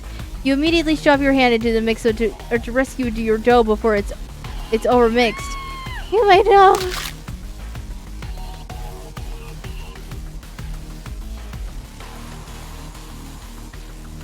What? Why was there a crunch? I hated that. Oh! I've fast enough and your hands get stuck. It's immediately crushed by these quickly spinning beaters. There's no way you'll be able to use that hand for the rest of the match. Colonel Sanders shakes his head in shame. What you've often find is that E-Way can turn out much more difficult. Everyone stop what you're doing right now. The battle is over. Can't be. I'm so close to finishing my dish. Sweetheart, look at your hand. You simply can't go on. Oh, that's too bad. And here I am with a completed dish ready to serve. Surely that makes me the winner by default. No, it wouldn't be fair to compare the two on account of Yume's injury. These three sprinkles began to lick his dog-eat chops and locks onto the dish. But I suppose you should at least tell us what you prepared. Well, because I'm the sweetest, I skipped straight to dessert. Under this is white chocolate dome. You'll find a wide array of delights, taking you on a journey of flavor that tastes as good as it and tells a story of excellence. I was going to ask Yume to do the honor, but since you're injured, I'm afraid that pouring this creamer of delicate hot chocolate sauce might be too difficult. Colonel Sanders, if you wouldn't mind lending your strong, steady hand. Colonel Sanders pours the hot chocolate sauce on top of the dome, causing it to melt away, revealing the ingredients hidden within. Inside, you'll find a delicate fried cheese croquette. At the top, a slice of honeycomb, ice cream in 2 ways, tender nougat, and pearls of blueberry jelly. Colonel Sanders seems intrigued, but perhaps not impressed as he dips his finger in the chocolate sauce. Simplicity isn't your strong suit, is it, Ashley? Oh, you. Internalize the rage you feel. He places the sauce-covered finger to his lips. Ashley leans over and whispers something into his ear. A dab of sauce sticks to his mustache. Your rage bubble burns so intensely within your eyes that they burst into flames.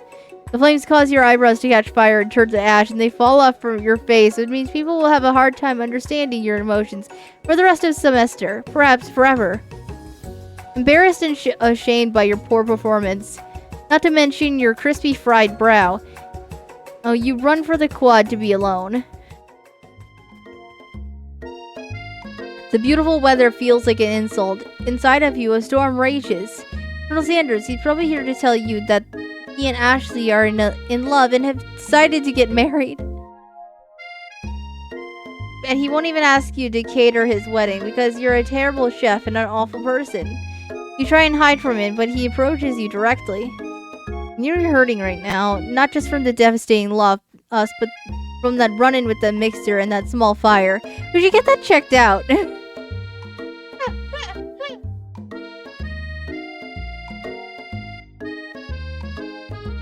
Fine, can you leave me alone? I'm a loser. I'm not fit to fill your fryer. Oh, wow. What a choice of words. Okay. I'd never be a master chef. I don't know if that was supposed to be an innuendo, but I hated reading that. Okay. I'm hoping it wasn't, and it's just a weird turn of phrase, but... okay.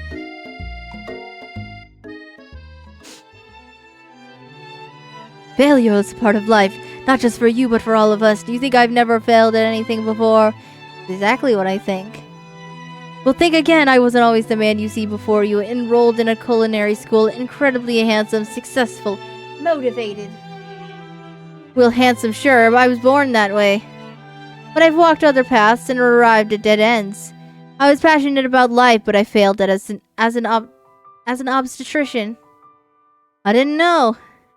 People see my delicate ribbon and my well-kept beard and assume that I've got it all together, which is true now, but it hasn't always been. Sounds like this guy could really use a hug. I resolved then that I was going to amount to something. No amount of hours, labor, or money would deter me from giving the best I had to give. As Colonel Sanders changes focus, you can see something ignite inside of him. A burning passion. One has to remember that every failure can be a stepping stone to something better. My new dream is pure, it's honest. It's something that a humble man in a crisp white suit could be proud of. I will create a new chain of chicken restaurants that will bring joy to the entire world and make up for my past misdeeds. Yay! Just as your moment grows intimate, you're interrupted by a threatening, shadowy presence. Battle scarred from the night before, you prepare for the worst. It's the Spork Monster! Gorko, the Spork Monster is here to fight a hero! Again? Is anyone feeling a bit of deja vu? Sorry, Gorko, but I could have sworn I already battled you last night. That was Gorko, my twin, and I, Gorko, am here to avenge him. Are you stronger than Gorko? Well, we're twins, so no, not really. We're pretty much exactly equal in every way. Why do you ask? Turtle Sans smirks. He's already on the same page as you. It's just that we beat Gorko pretty easily, so I don't think you have much of a chance. Not to mention, I feel really guilty about that. If I could take it back, I would. What you may be saying is, can't we just be friends? Life's too short for making enemies. Suppose we really don't need to fight? It's just that I've got these pointy teeth and claws. All the better for enjoying tasty foods. Surely you like to eat, don't we all? Of course I do. Inspiration strikes you and you come up with a quick idea. Chomp on this.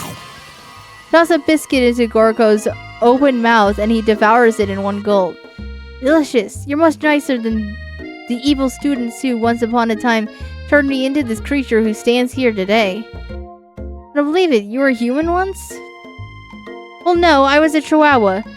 But see, I was still a student at this school until one day some mean kids with a magic spellbook cast a dark enchantment on me and I was forever transformed. Magic spellbook.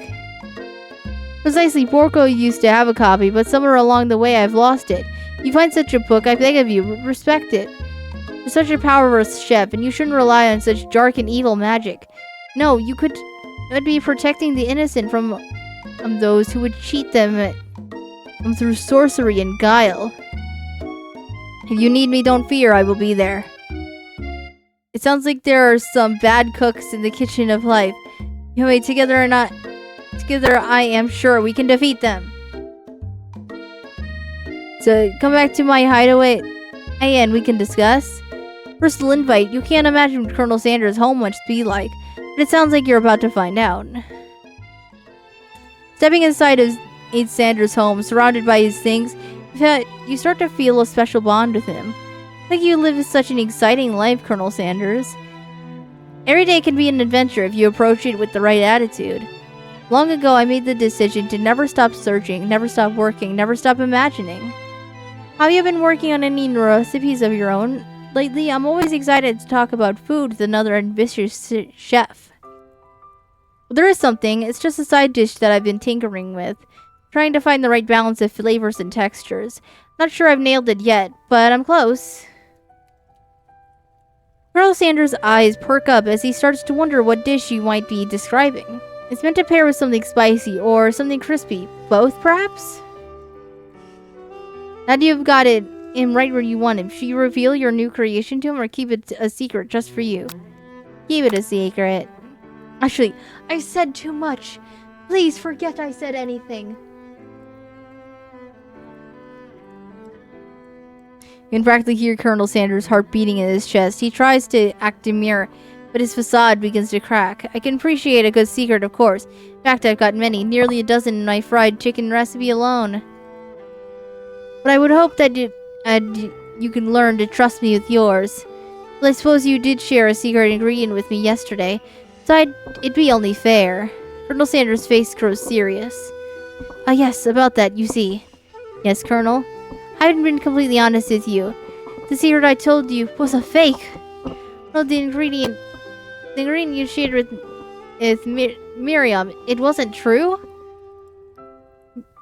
Your anger with Colonel Sanders for lying, but the fact you revealed his secret shows that he was probably right to do so. I told her a fake one. I told her a fake one. What do you mean? You mean it wasn't one of the real 11 secret herbs and spices? See, we only had just met and I had to make sure that you were trustworthy and capable of keeping my most important secret. To me, my recipes are priceless. I have something to confess. That secret ingredient you told me, I shared with Miriam, my bestie. Fortunately, I already knew this. I was disappointed, but now that you've come clean, we can start building our relationship as fellow chefs again. I came up with a fake one! What do you mean?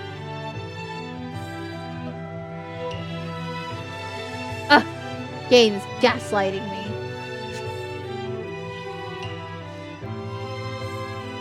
Promise to be honest from here on out. I really do.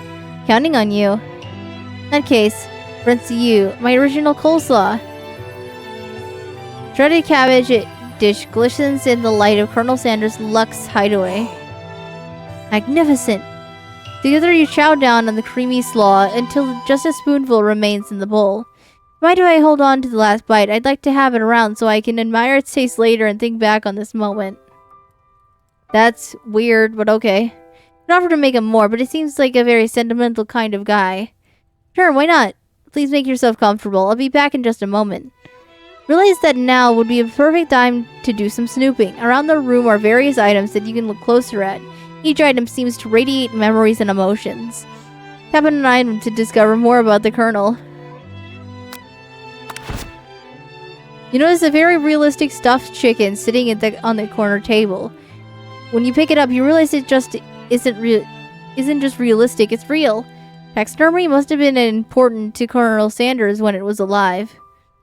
Little note clipped to the chicken's foot reads, "The true state bird of the great state of Kentucky." Tap on okay.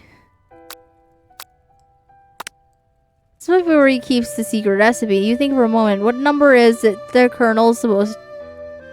most important to Colonel Sanders? Then it dawns on you. As soon as you turn the dial 11, 11, 11, the safe opens. Inside it, you find a single note. Can chicken be prepared sashimi style?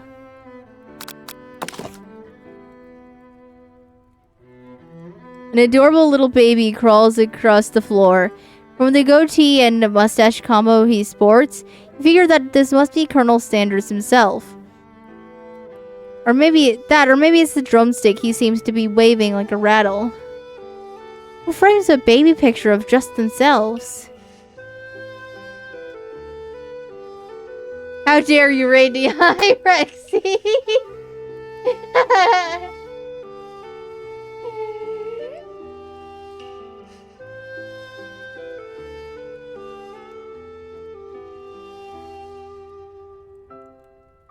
How dare I raid you? Why? I should make you bald for this? No! No!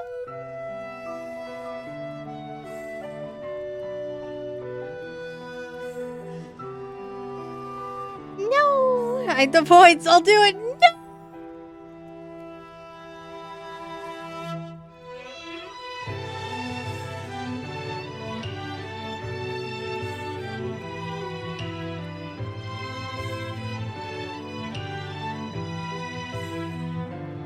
You're ready when I'm dealing drugs? What the fuck?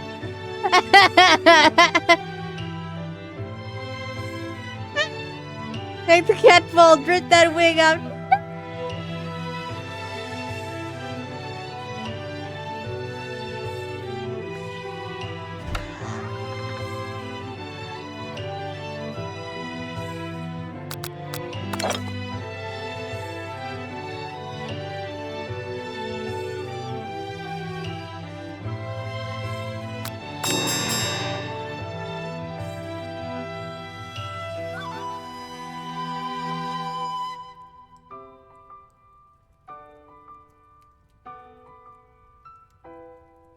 Aw. Your cat, but also a spider aside. See, I'm not technically a cat. I'm a spider demon, but the cat is just a temporary vessel. The temporary look to lure you in, be cute and disarming. You see what I mean?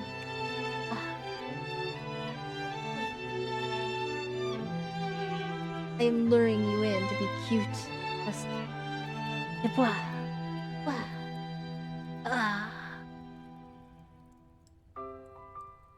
What I really look like is in the corner over there. Be careful before you get stepped on.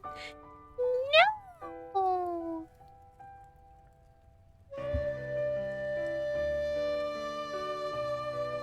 I don't usually loan those out, but I must say it does look good on you. Crap, the jacket! You forgot to take it off.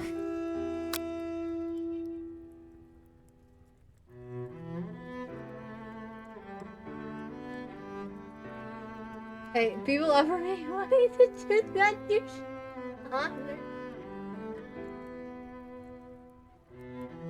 yeah, never not.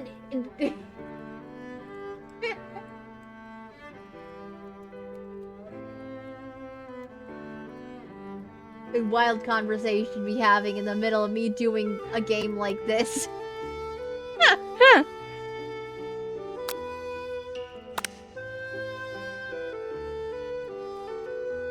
Girls. And who decided to stream it. Technically, this is supposed to be a punishment from my you laugh, you lose. You know that this works. This is a punishment because I have to choose all the most negative options. In this, because I hit a part on the wheel that was I have to play a dating sim and choose all the most negative options. Colonel Sanders, kinda. I think that's kind of the point.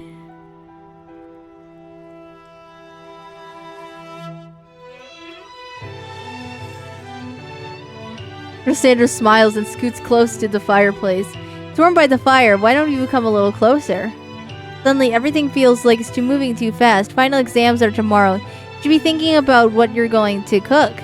You should be home studying. Overwhelmed, you take out the jacket and run for the door.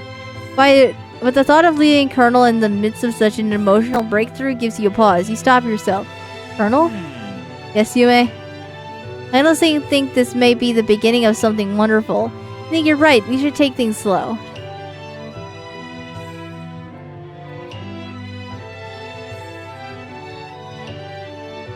I'm glad my headphones are on. I don't.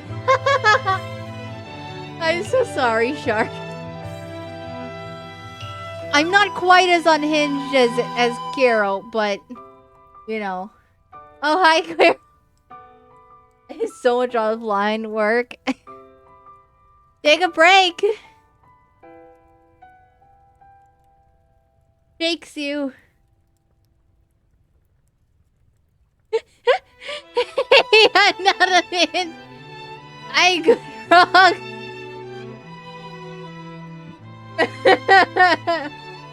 I just a little bit. Just a little bit. You are a good frog, but you're also just out of the blue with it sometimes.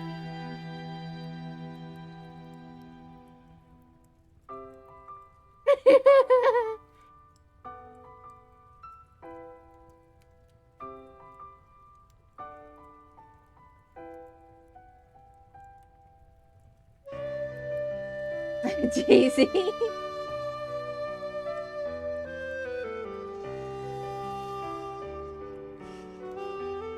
Like thunder out of a clear blue sky.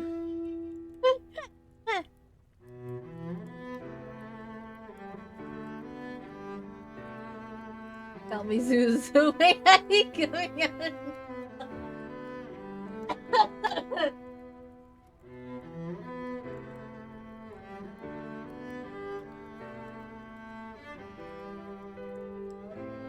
Oh my god! No, I got it, and I hate that. I love it, but I hate it.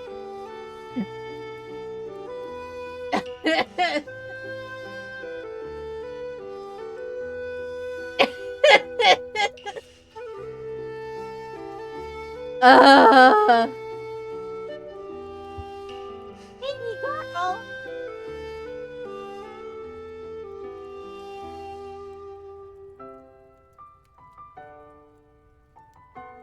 Raven keeps wanting in and out, in and out, in and out. I don't. Not gonna let me sleep.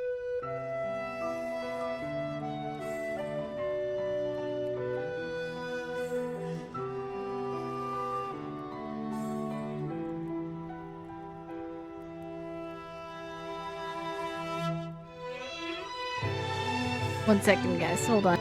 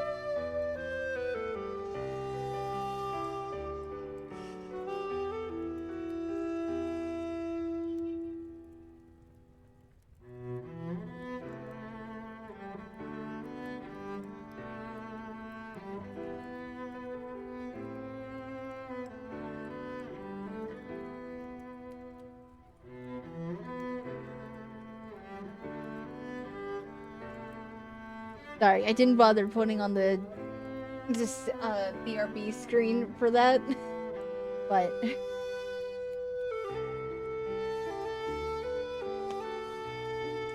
okay. Sorry, had to feed puppies. Had to feed the puppies.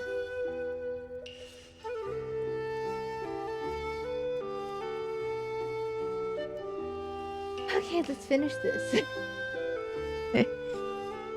Duck late into the night and drift off into slumber. Dream sequence. Uh-oh, here we go again. You wake to a beautiful morning in Colonel Sanders' hideaway. Did you make the right decision on how to respond to Colonel Sanders? Only time will truly tell. Today is a day that could change the rest of your life. Your thoughts are interrupted when Colonel Sanders emerges into the room. He's holding a gorgeously plated breakfast and your mouth waters at the sight of it. It's a simple breakfast I just whipped up. Meticulous. You taste Colonel Sanders' food and it takes you on a journey. When you return, he's waiting to ask you an important question. So, would you say that we're the perfect match? Presumptuous. My cuisine and your taste buds, that is.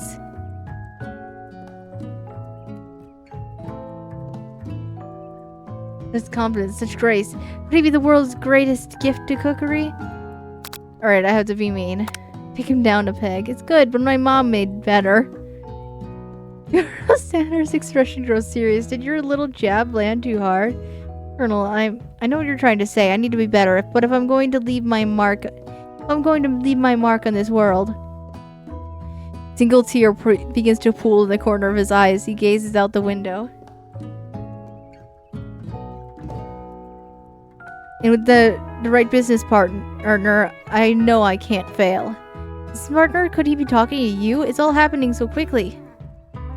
Overcome with emotion and confused by your feelings, you're on the verge of tears, unable to speak. The only answer you can find is to run out the door and get home. There's still one more day of school after all. The University of Cooking School Academy for Learning waits for no one.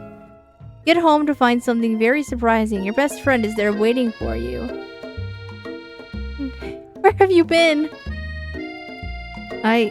Because I had one heck of a night. I've been desperate to talk to you about it, but I couldn't find you. I got worried that something had happened to you. It's okay, I was just... But now that it turns out you're fine, I can finally get you up to speed on the saga of Miriam. They added more stuff. This is not here at all when I play this back in 20...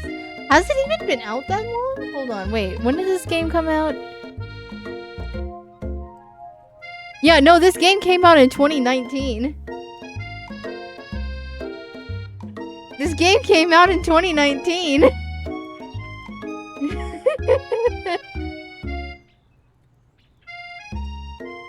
This has been on September 24th, 2019.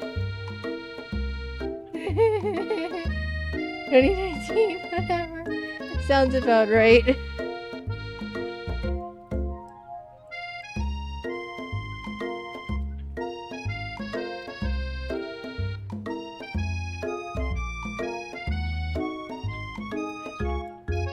I guess Toy Story 2017 sounded right.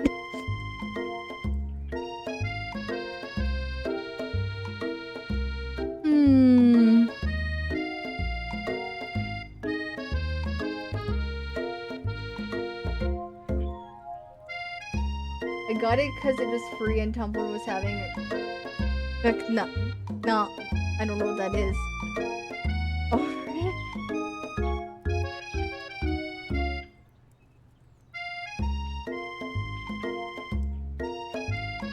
Fortnite is almost a decade old. It is!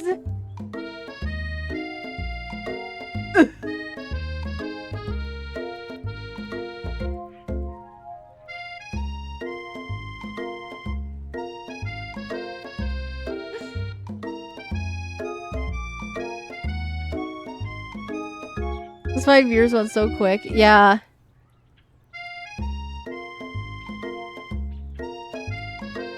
Buck on Alia.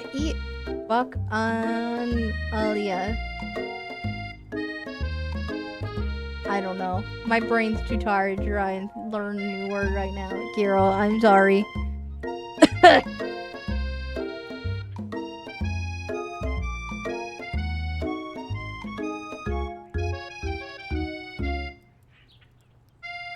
But also, it doesn't surprise me at all, knowing the little I know about Tumblr. It doesn't surprise me at all that Tumblr was all over this. Does not surprise me in the slightest.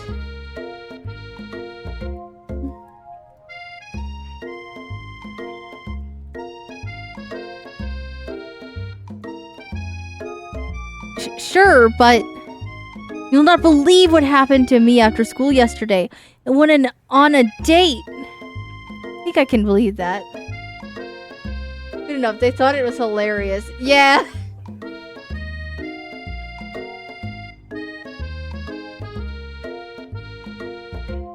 Either way, it still doesn't surprise me. Since I've been partner with Pop, he asked me to go out with him. Of course, I told him, you better harness those wild horses. I'm not that kind of girl. But then he was just interested in spending some one-on-one time together and getting to know me. So I said, yeah, sure, I can go get to know the little guy. Long story short, he took me to his favorite shush house, but things quickly spiraled out of control. Did she just say shush house? That's a thing people say? What is that even referring to? Oh. And I'm not really sure where we stand. You don't give Miriam time to tell her whole story, however. Bottling up the details of your own night is just too much to bear. I went on a date too, back at actor Colonel Sanders' house, where I spent the night with him. You what? Nothing happened but the emotional connection. Wow, seriously. My mom bought me KFC today. What a time to eat KFC. You what?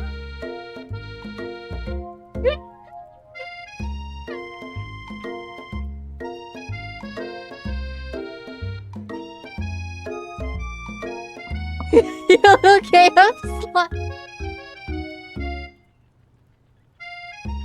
This game is bonkers. The game forced me into spending the night with him. I was trying to be mean to him the whole time. Yeah, I don't know. Maybe he likes me being mean to him. Or maybe the game is just made like that. I don't know. There's really not any mean options. Only my headphones ran out of battery just now. Oh no!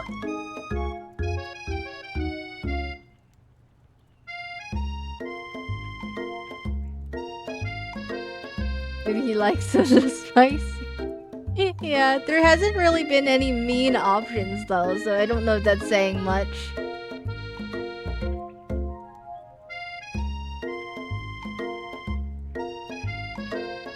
Offers support. Miriam offers to support you no matter what you do. Together with your bestie, you feel like you can do anything. You arrive at school, you encounter your rivals in the quad. You can tell from a distance that they're picking on Pop, though he himself might not quite grasp that fact. Besides, you know, he's Pop. This is swirly. It sounds delicious. Oh, it's great. I'll order you up one right now. I'll have my swirly with sprinkles, please. Sprinkles it as a dog and a treat. Oh. You can get your swirly dipped too. Why do you pick on someone your own size? Because I'm literally the biggest person at this school. There's a horse that Colonel Sanders rides to school, but who would dare pick on such a gentle and beautiful creature? Got some nerves, Yue, suggesting I pick on a defenseless horse. Now you're twisting my words, and I won't have it. You clench your fist, but the injury from yesterday's mixer accident makes you wince with pain. Doesn't look like you go on cooking like that. Might as well just give up. Never give up, ever!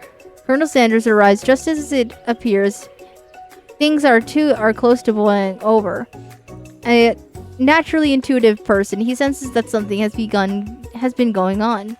Is everyone excited for the final day of school? Yume, how's that hand feeling? I'm sure you'll be back in fighting form by this afternoon. Aren't you concerned about my hands, Colonel? Yesterday I almost broke a nail winning so hard. Technically, I don't believe a winner was decided, but your presentation was quite impressive. What's he doing complimenting her?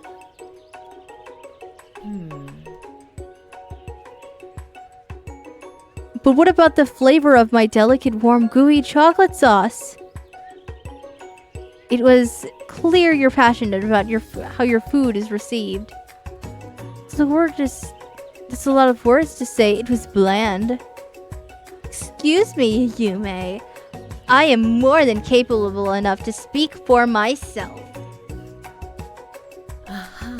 Maybe you could tell me more of your thoughts as we walk into class, Colonel.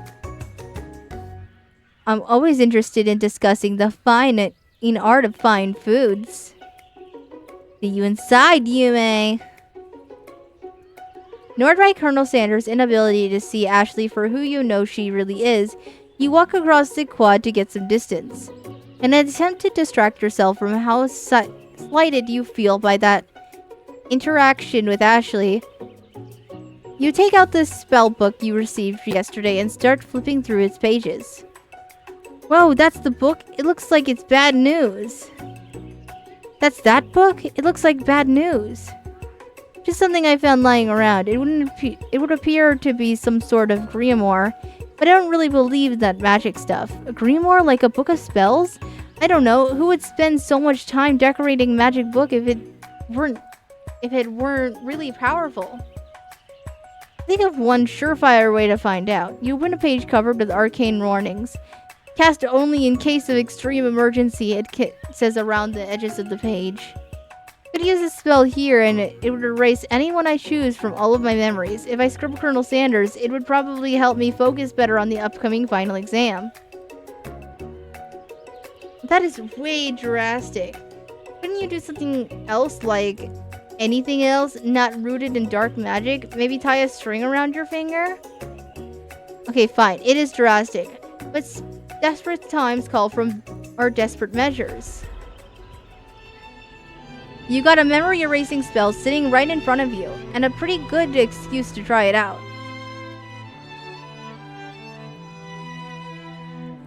Oh, I didn't think it was actually gonna give me the option.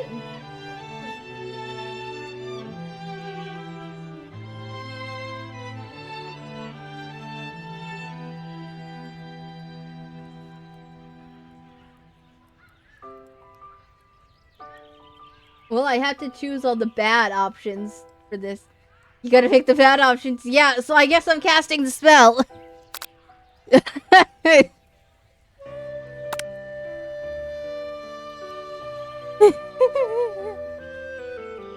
You begin to recite the spell, but you stumble on the words, and the only effect it seems to have is to make you forget what it is you were doing. Right, after looking at the page again, it comes rushing back to you. I don't think it's gonna let me do that one.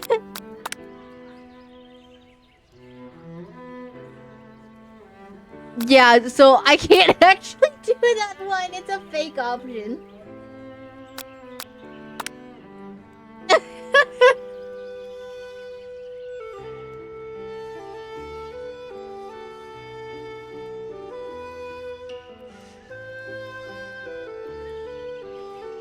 You had to keep doing it? Well, I didn't know. Whatever. It's not that deep. Didn't you see the dialogue change? No?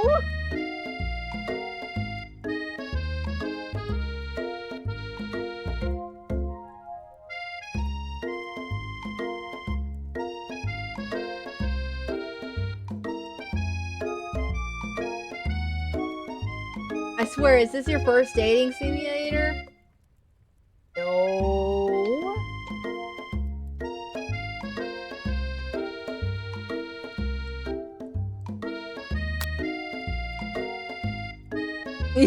Spider, you got 8 eyes.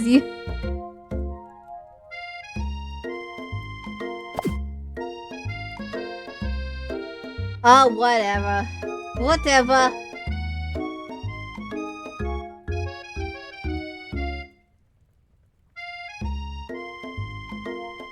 Sprinkles is already in the room, waiting for the students to arrive. He clears his voice to make a quick announcement. I want you all to know, I feel something of a dog moment coming on, but I assure you it's nothing to be afraid of. His cute little nose scrunches up and he begins to breathe quickly. Dogs can be rather unpredictable, especially Sprinkles. Wait to see what happens. Sprinkles stops in his tracks. He focuses in on the window. Oh, the room is deadly silent. When you follow his gaze, you see a tiny orange squirrel perched on the cherry tree outside. Sprinkles turns feral and runs to the window of the classroom. He begins barking uncontrollably at the squirrel outside. Terrence! I told you never to come back here, Terrence! I will destroy you, Terrence!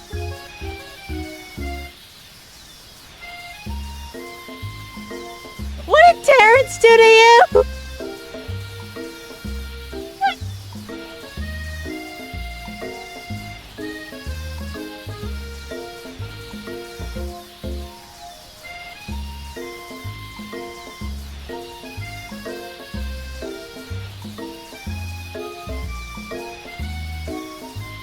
Sprinkles is barking ferociously, drool flying off his face.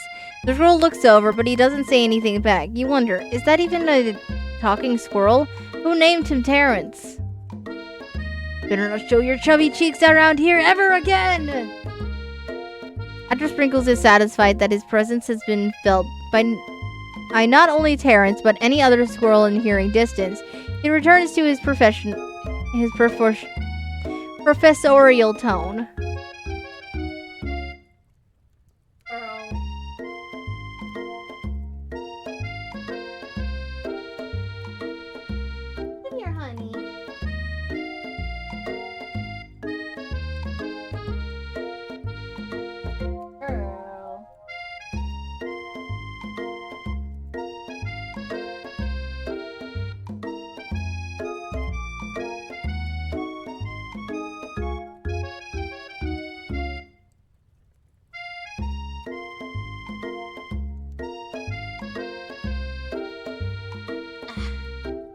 Has baby back.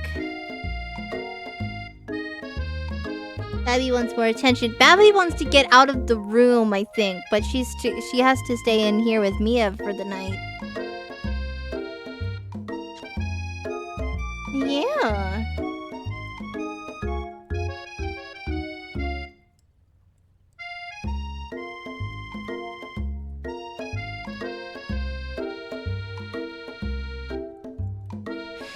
I apologize for the outburst. This actually brings up an important point. Thank you, Yome, for reminding me to dole out this indispensable bit of wisdom. You see, before we can go any further, Miriam's love drama spills over into the class. Sprinkles is interrupted by a sad whimpering coming from the back of the room.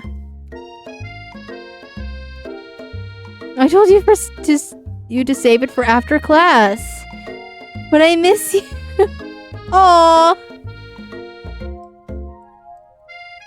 We're on one date, Pop. And how can you miss me when I'm right here? And Pop's voice quivers as he pleads his case to Miriam. Every time I blink, you go away again. That's a really cute thing to say, Miriam. What happened between you and Pop? I got her in trouble and now she's mad at me. I didn't just get in trouble, I got yelled at by Pop's mother, who blamed me for getting him banned from every museum we set foot in. Oh, so that's what you meant by shush house. Pop, we went on one date. We're over. It meant so much to me that I made this for you.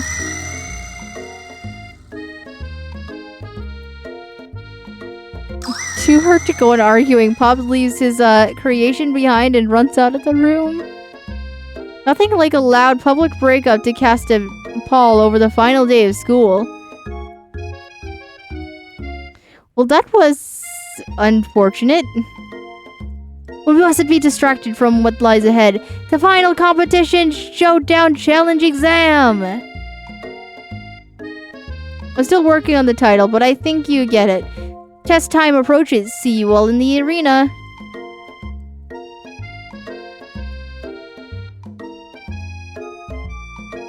But before you can think about your upcoming competition, there's a very beautiful soul nearby in need of a pep talk. Hey Miriam, you okay? Okay, I'm so mad I could smash a tiny mug, spilling several droplets of hot cocoa all over the floor. How could he embarrass me in class like that, in front of everyone? Her tiny cocoa is a delicious treasure. So you know that this breakup is no joke. Even the source of her frustration is such a silly boy. I know that you know this, but I'm gonna say it out loud. You don't need anyone. Me and you, we're gonna cruise through this final test and hit the carpool lane to Success City. Miriam brightens up, imagining the wind rushing through her short bangs, but she hesitates to embrace the feeling all the way. You're not going to saddle up on Colonel Sanders' stallion and ride off into the sunset without me? Of course not. Well, maybe, sorta, but I'm sure there's a pony out there with your name on it and a ranch big enough for the both of us and whoever else we want to bring along.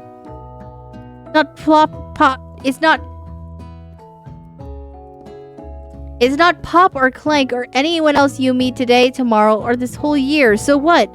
You're a special person who shouldn't settle for the first someone and to show a little interest anyhow. Miriam gives you a big hug and wipes the tears from her cheeks. I should really review my menu for today. I'm going to make a very special soup. And I bet that Professor Dog is gonna love it up. While you were pep-talking Miriam, you completely missed lunch, but that's okay, because you had a better idea of how to spend the time before your exam. You decided to head to the arena early to practice a dish. This is it, the location of your final challenge. A test of will, a test of courage, a test of talent. A chance to beat the pants off of Von and the supposed man and his evil counterpart, Art Ashley.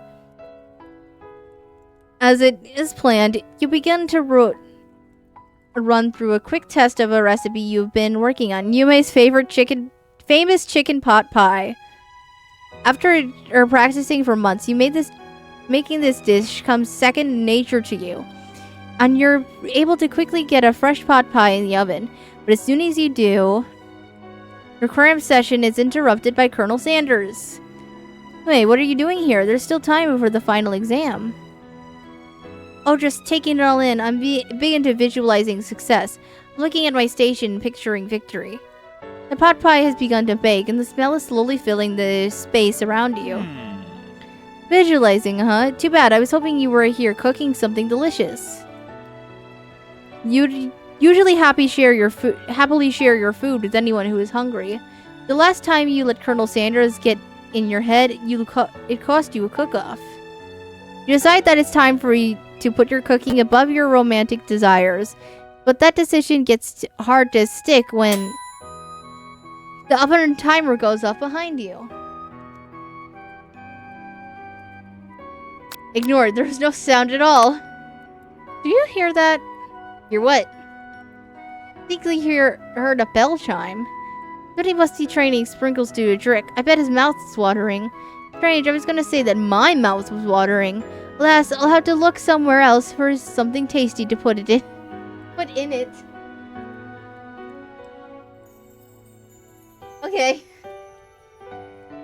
Smoke begins billowing out of the oven, filling the area around you. Yes, I guess you will. I'll leave you to it then. Happy visualizing.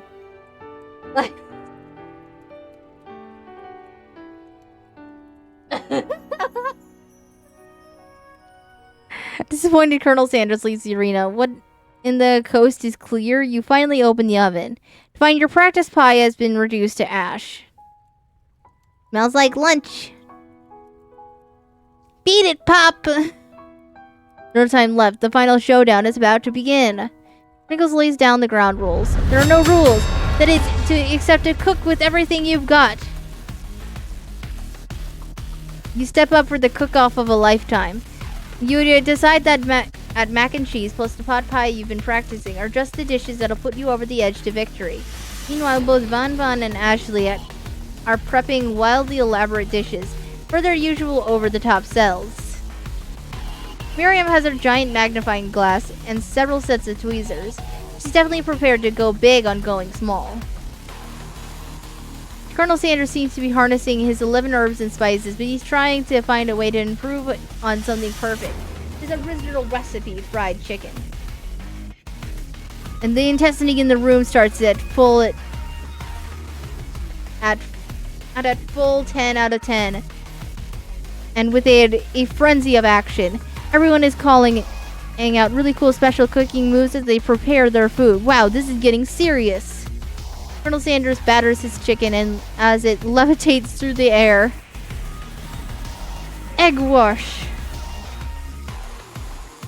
Miriam furiously injects ingredients into an itty-bitty pot out of broth.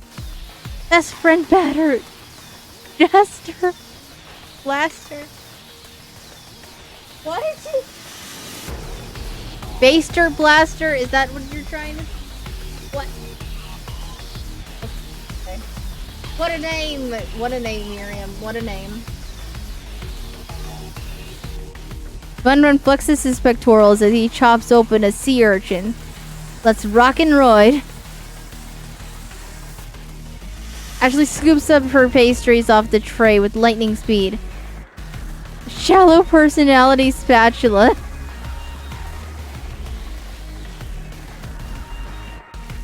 Even Clank gets in on it. 5-dial pressure point chicken cooking technique. Wait, when did Clank learn to speak English? It's the singularity, as was foretold!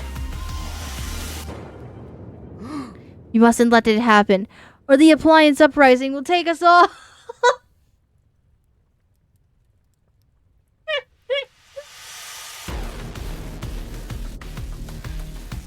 Self-destruct. One quickly unplugs Clank and rolls him out the back door of the arena.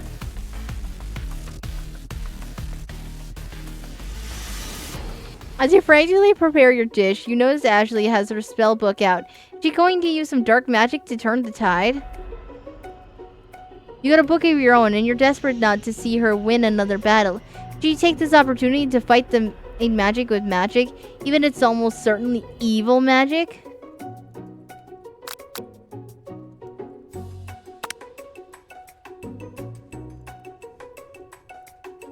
I don't know. I don't know if casting spell here is technically the bad option, but we're gonna do it anyway.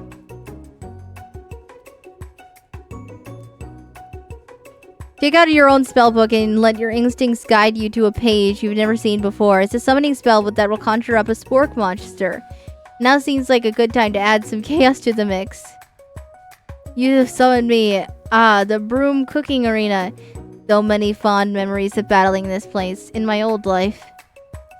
In your old life? I wasn't always the monster you see before me, no. I was a student like yourself who attended the school. Morg Monster notices the book you're holding. I see what's going on here. Things aren't going your way, huh? Been there, my friend. I tried to cast a spell on myself to imbue my body with the powers of my favorite foods. Well, in case it... As you can imagine, things do not go as planned. When spells, I'll say, only cast in case of emergency, they mean it. I'm kind of in a pinch here. Got any better ideas? Pork Monster's smile curls up mischievously. For starters, never cast spells on yourself. Cast them on your rivals. Just tell me who is giving you trouble and we'll take very good care of them. You motion to Ashley before you can think better of this dastardly decision.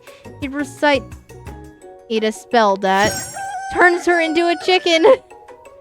Now a mere bird, she flaps her wings and it glides off into the produce section of the arena, far from her station. Okay, gotta go. Bye.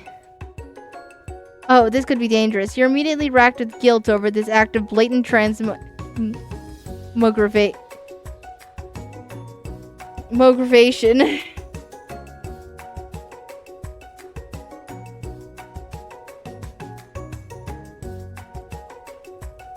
This is the great.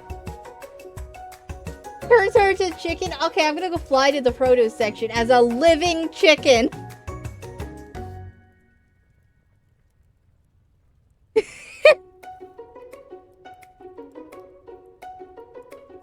I don't know what to do. It would be poetic justice for Ashley to live out the rest of her days as a chicken, and yes, that seems unspeakably cruel. After all, it's just a cooking competition.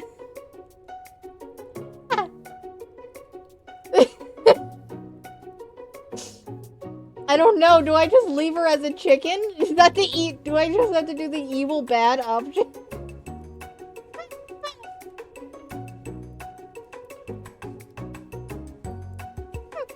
What is the evil option here? To leave her as a chicken?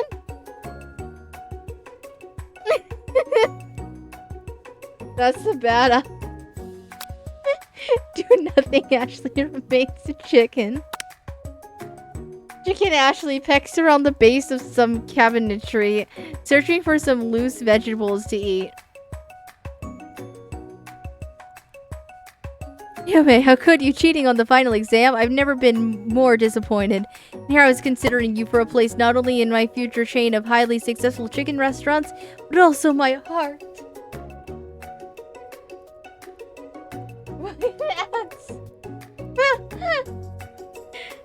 Out. Hold on.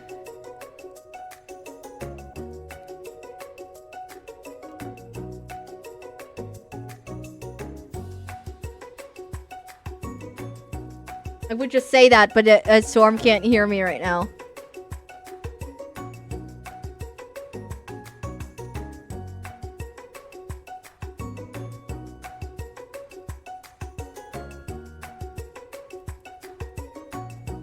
This game is so dramatic.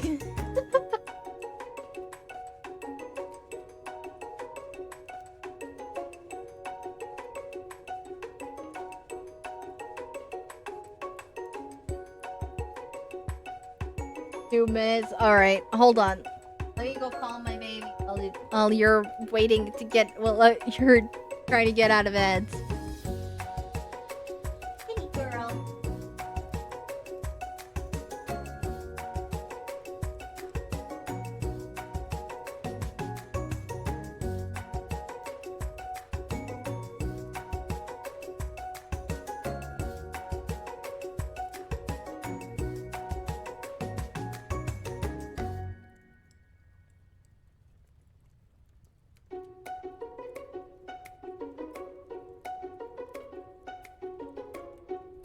Hi.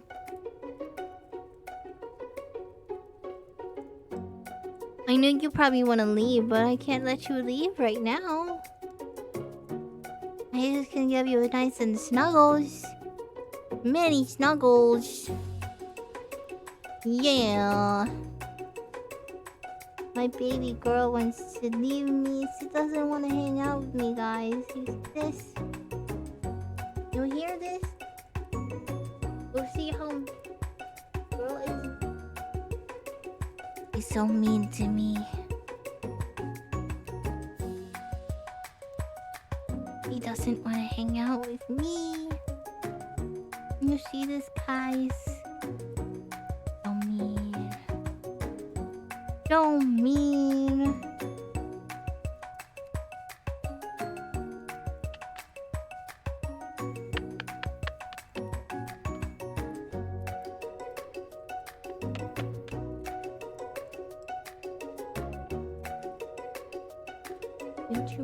I'm not even keeping track.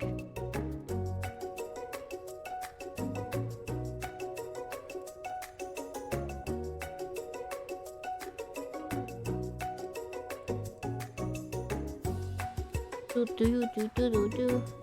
3. Yay! I snuggled baby while you were gone. What happened? Storm got trapped in ads. Guy was waiting.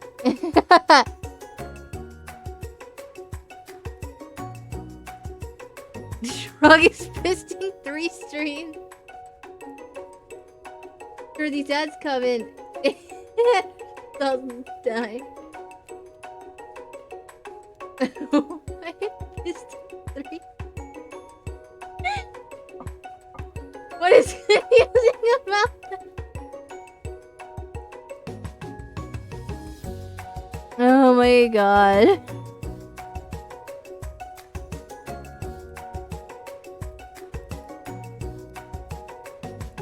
Alright.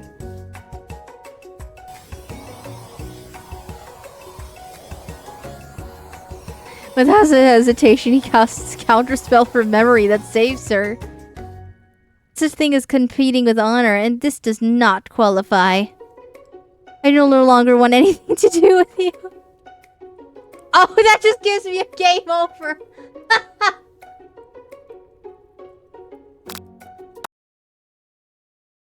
See, a lot of the bad options just give me a game over. So it's like, I can't honestly really be truly negative in this.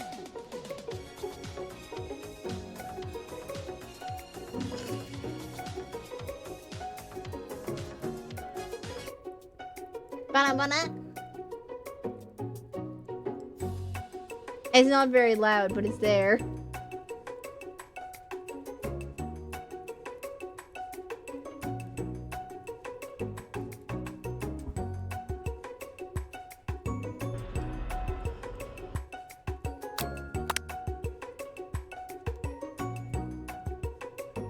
Boost.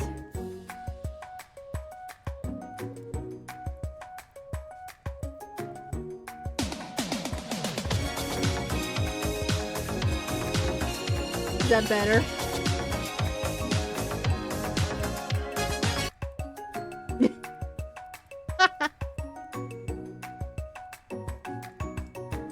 I could just replay it.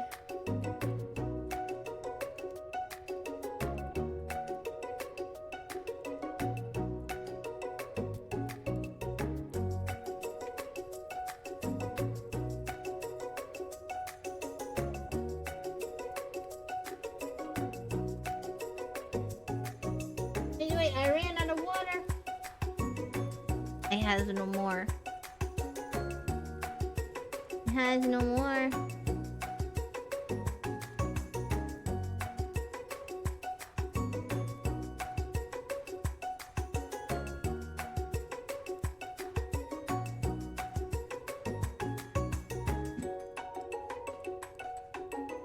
I'm gonna do it the hard way. Colonel Sanders sees you chosen to win over on your own terms, and he gives you a subtle wink from across the room.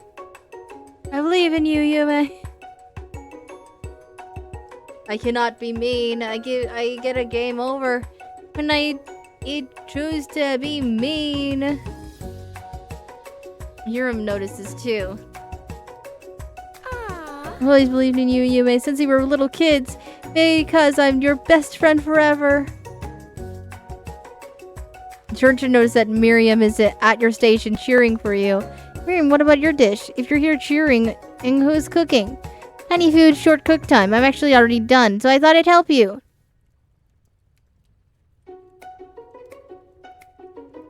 Well, that's sweet, but Miriam tosses a handful of spices directly into your boiling noodles.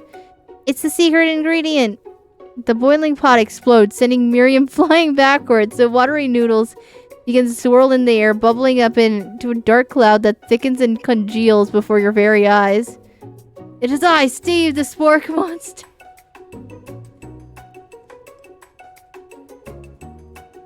Steve, what happened to Gorko? You're not here to battle me, are you? These spork monsters are many. I think Gorko had the day off. But you have conjured Steve, and I hate to battle, so I'd say you're doing pretty alright. Oh hey, you're in the middle of a cooking competition. I love this stuff. It's better than on TV. You get crazy kids, and your culinary skills really impress me. Mind if I hang out? Sorry, Steve, but I'm kind of in the middle of something. Do you mind? Steve, the spork monster, notices that you've got the Grimoire stashed beneath your cooking station. See what you're up to. Crisscross some magical items and accidentally summoned me, huh? Yeah, guessed it sorta. If you're here, would you mind tossing me some fresh noodles in a pot of salted water? Love to. I've always wanted to be a top chef, actually. You know, when I was just a little spork pup back in the old country. You can feel the spoke arc monster winding up to tell a very long and involved story. You don't know exactly where they came from, but it seems like it was probably lonely there. Actually, you know what? Maybe you should watch from the stands. I really need to focus on this competition.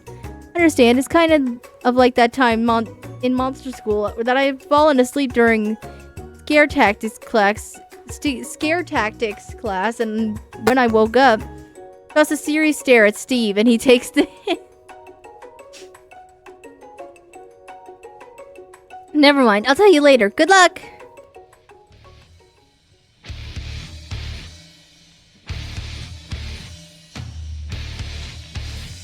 Give up and drop out of culinaries? Oh my god. You made it this far and now you're going to quit? Do it yourself. Yeah, I figured that'd be an immediate game over.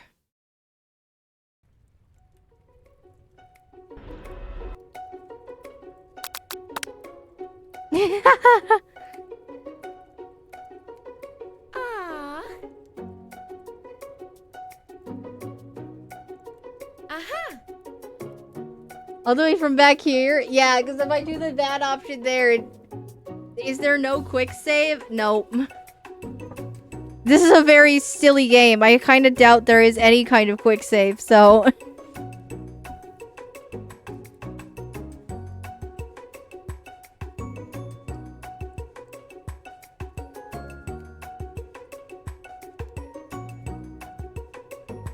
This spork monster Steve.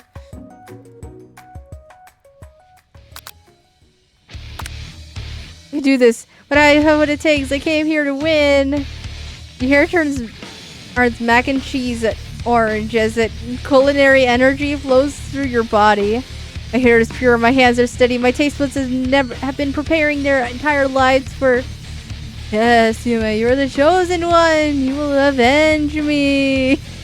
Oh, student again. Power you've been summoning immediately fades back out. You interrupted my inspiring monologue. Sorry. My heart is pure, my hands are steady, my taste buds have been preparing their entire lives for this moment. I will show the world my cookery! You even to levitate off the ground. Energy courses through your body. You know that with this power, you can do anything. Except turn back time, which would be super useful. Because while you were powering up, your chicken pot pie overcooked in the oven and can't be served. But don't worry, dear Yume. You may have suffered some setbacks, but all is not lost. Impressed with your fortitude, Colonel Sanders decides that you have earned his support. I've been watching you today, and I must say, I'm truly impressed. You've been thinking on your feet and rolling with the punches. He steps up to your station and stands right beside you. I'm here to help. All you've managed to make is mac and cheese, and time is almost up, so you're going to need it. But Colonel Sanders, what about the test? What will happen to you? What about the rules? Following the rules has never really been my thing. I follow my heart. What a guy. Colonel Sanders unfolds a delicate white towel to reveal the most delicious fried chicken tenders you've ever laid your eyes on. Besides, sometimes unexpected combinations have surprising effects that surpass their individual efforts. Are you suggesting if we combine forces, we can form the perfect food union? Time's up, students. With time expired, the moment and everyone has been waiting for, was now prepared to present your dishes. A handful of students stand tall, but the class seems incomplete. These are missing some students. Pop? Clank? From off screen, you hear a pure and innocent giggle that can only come from one student. Hey, I'm flying! Look at this coming from that broom closet over there.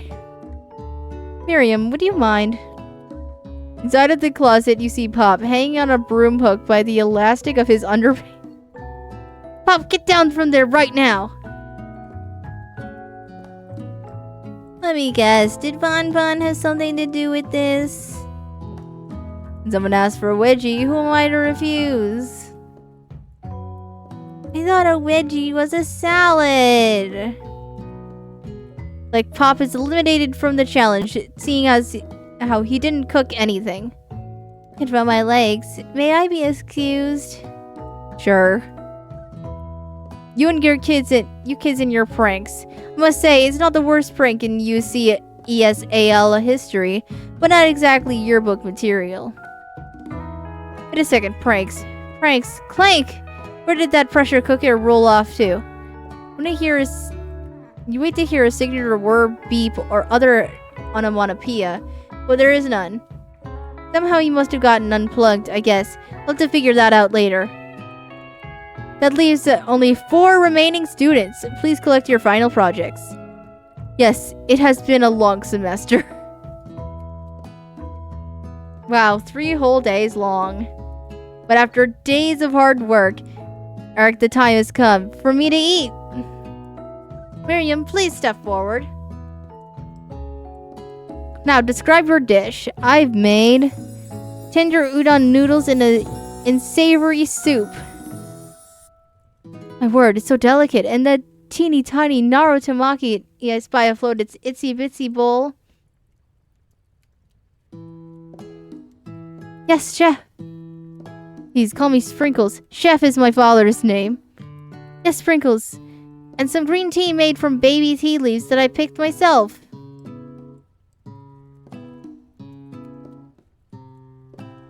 Sprinkles carefully sniffs around the dish before opening his mouth and letting just the tip of his pink tongue dip into the bowl. Sublime! Would anyone else like a taste? Oh, come on. I'm not one of those dogs who doesn't floss. I didn't really have a cute electric toothbrush for dogs. Fine, I'll enjoy it all by myself.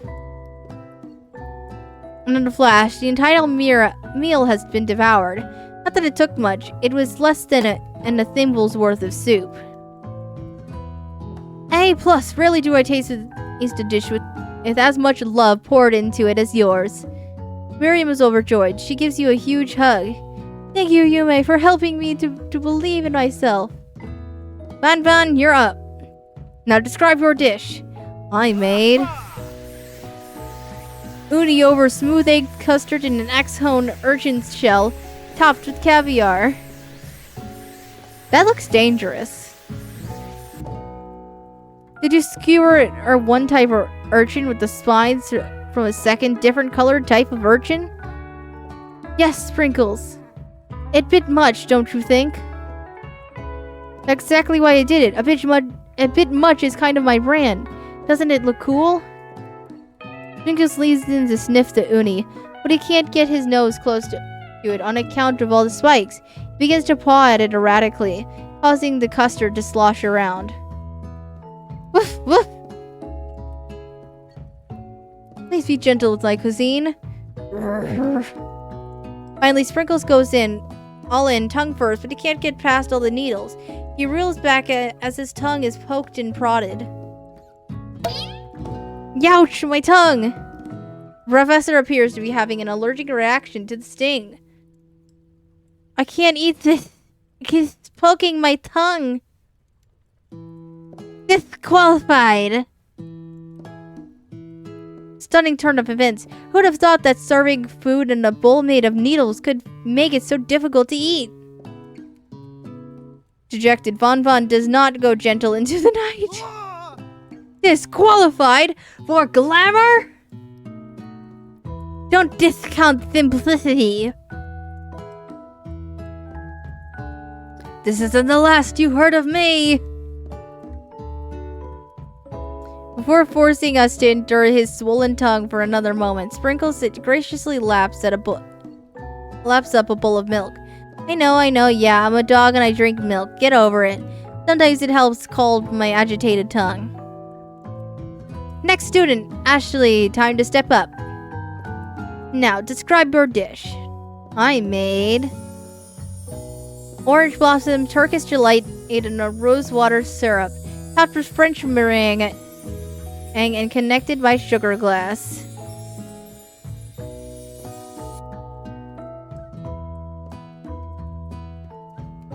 That actually doesn't sound too bad. Indeed, it's quite delightful. However, I'd ask that you please refrain from eating it or attempting to taste it anyway. It's very fragile and meant to be a display piece. Don't eat the food at a cooking school?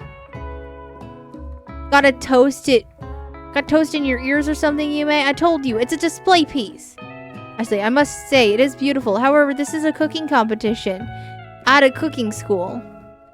Yeah, which is why I cooked it. And it has an extremely good job of cooking it too. I didn't realize that we were having an eating exam. If I wanted to be judged on eating, I'd go to the College of Eating, School for the Hungry.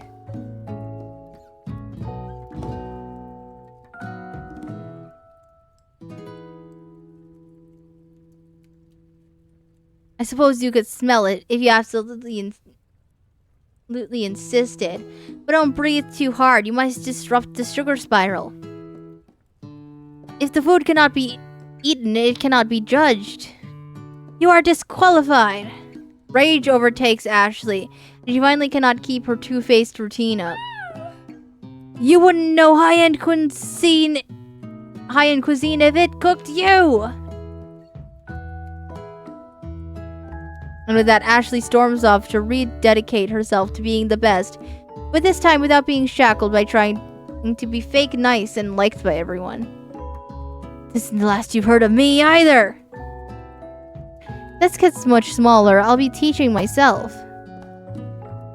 You and Colonel Sanders, the final cook, step up together. 2 chefs?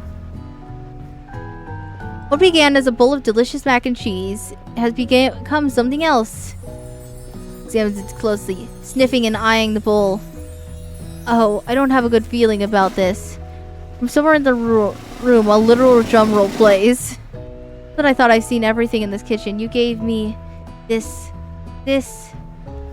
and completely blown me away. In my 49 dog years of life, I had never tasted anything so delicious and perfectly balanced. So delicious. In fact, everyone passes the class. You pass, and you pass, and you get a pass. Everyone gathers around and partakes of the mac and cheese bowl. They all seem to transcend this reality into another dimension. You win! Together, you and Colonel Sanders have made a new menu item. The new menu item is so impressive that even Von and Ashley are drawn back by its magnetic fragrance. When they gaze upon your mac and cheese bowl, they admit that you are indeed an excellent chef. Sprinkles declares that you have passed. Everyone has passed. There were supposed to be 2 more battles, but come on, how could they be better than this one? Now that the school year is complete and everyone has graduated, the 2 students return for one last assignment to get their groove on. The cafeteria has been completely redecorated in order to serve as the site for this school's graduation dance. Compared to the massive high-tech cooking arena, the humble decor seems downright cute and cozy. DJ Dog is in the... You knew that Sprinkles was a master chef, but also a world-renowned turntablist? Who says you can't teach an old dog new tricks? Von and Ashley tell everyone they've committed themselves to righting the wrongs they did while they were the villains. For a moment, you actually believed them. Not another haunting! No ghost allowed at graduation. It's clearly written in the school's bylaws. I was never actually a ghost. It was a trick to get you to finally notice me. Oh, amusing. Now that everyone is together. It's a Spork Monster. He has totally mellowed out. Everyone, Spork Monster is no more. From here on out, I prefer that everyone refer to me by my new name, Party Monster. Students try to finish what he has to say, but everyone is too wrapped up in talking to Spork. Sorry, Party Monster. Dejected student walks off. Maybe things didn't work out for Miriam romantically, but she found the love in her cooking, and you know she's gonna do great. A red carpet rolls out across the floor of the ballroom. It's like a Hollywood movie premiere. Who commands such an entrance? It's Pop. He arrived late to the dance, but apparently for good reason. Walking the carpet, you see perched atop his dirty chef's hat. A crown? Welcome back, Pop.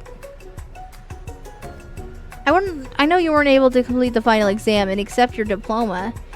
So we mailed it directly to your father. We figured it was the least we could do for the school's dean. Oh, now I get it. And we got a wing on the school. Not to mention in honor of educating the son of the chancellor of such and such. I was like, wait, is that a word? No, it's just such and such.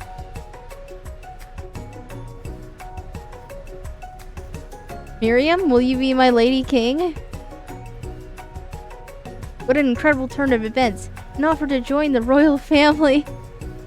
Like a dream come true, you'll get to be a princess. Or maybe a queen. I'm not sure if he even knows, but either way, crowns and gowns, baby. Sorry, Pop, but I'm not interested. Not now, at least. I've got so much to do with my life. Twist on a twist.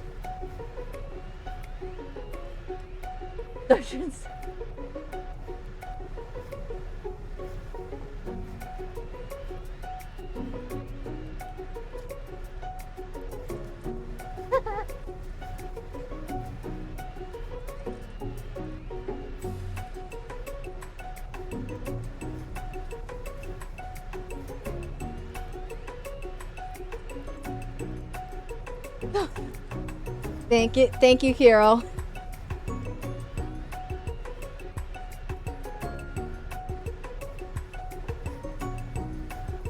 No work then. So many more 3-day universities to attend.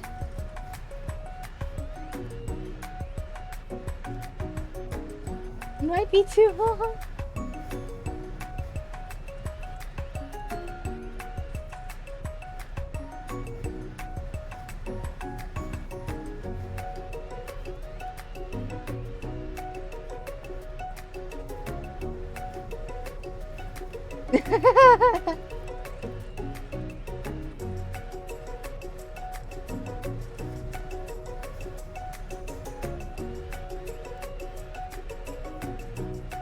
Yeah, it was too long.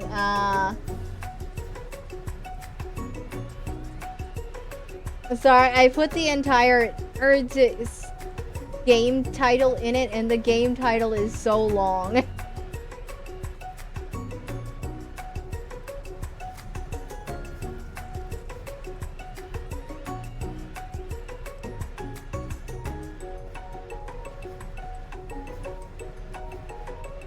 So many tiny foods to meticulously sculpt, then watch get accidentally blown away by a single sneeze. Way too long. Okie doke. The music at the dance is interrupted by the sound of sparking and electrical hissing. It's Clank, who has arrived late to the dance. Now that I have graduated, I can reveal my truth. Whoa, he's still doing the talking thing. I am Clank, but I am not of this earth. I am actually from a faraway planet in another dimension. What? I actually feel like I knew this the whole time. Now that I have learned the ways of your kind, I must return. Portal opens up and Clank disappears through it. Finally, Colonel Sanders arrives. Howdy, classmates. It's like the first day you met him. He has come prepared to feed the entire class. However, it's not just it's not enough to just give them a bucket of chicken. This time it's a full meal. I didn't get to be the most famous chicken man in history at Chicken, and by not reminding people to go out and buy my chicken.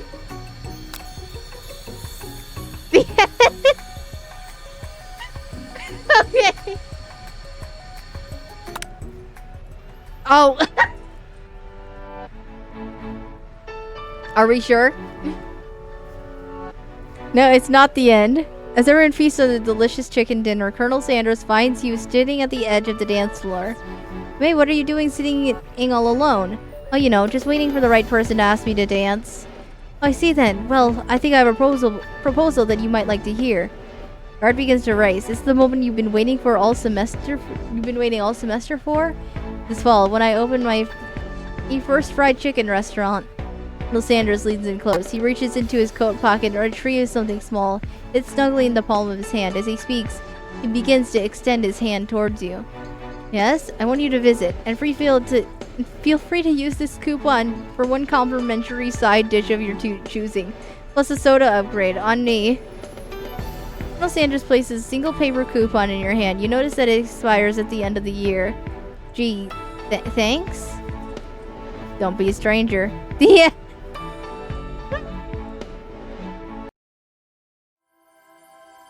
Oh, that was it. Just a coupon. After all that, just a coupon.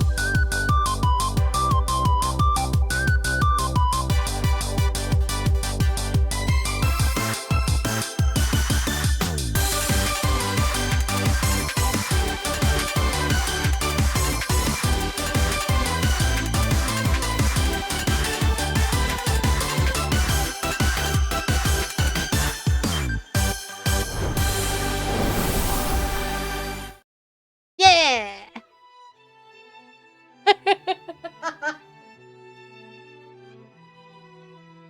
I really thought this ended the same way no matter what. Maybe that is just the normal ending.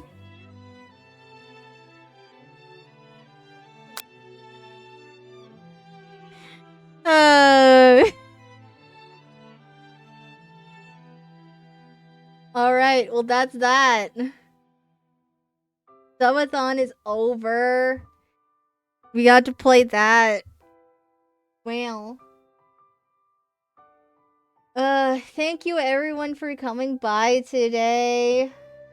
Thank you all again for all the support. Like I said, this first subathon ever with how much support you guys showed me. That you guys are awesome.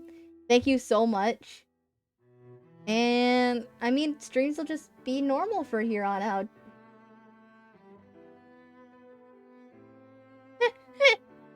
I think I'm eating KFC and watching this, eating my leftovers. Perfect.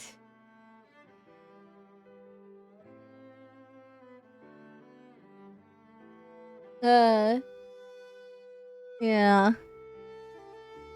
Well, let's find someone to raid. I see. Who's right? Who's live?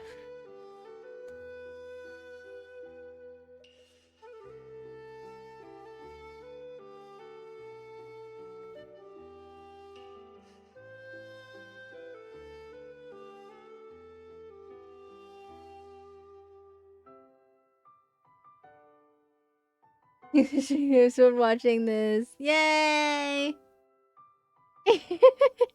I need to do the other silly dating game. I need to do the Hatuful Boyfriend at some point. I need to do the pigeon dating game at some point.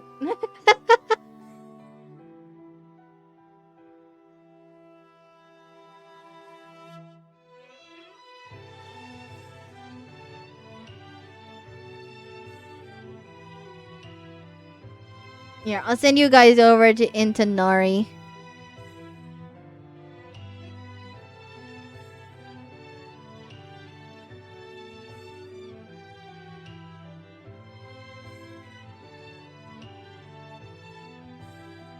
Right. There's the raid out stuff, there's the raid message, there's the Discord, there's all the other links. Ba, ba, ba, ba, ba.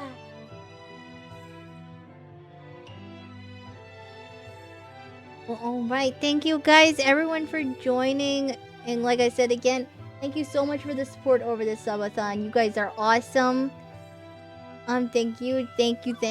And I will see you guys on Thursday for finally the Chipmunk karaoke stream.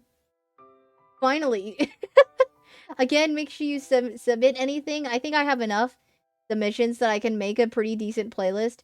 Because it's just gonna be a silly thing that I'm, you know,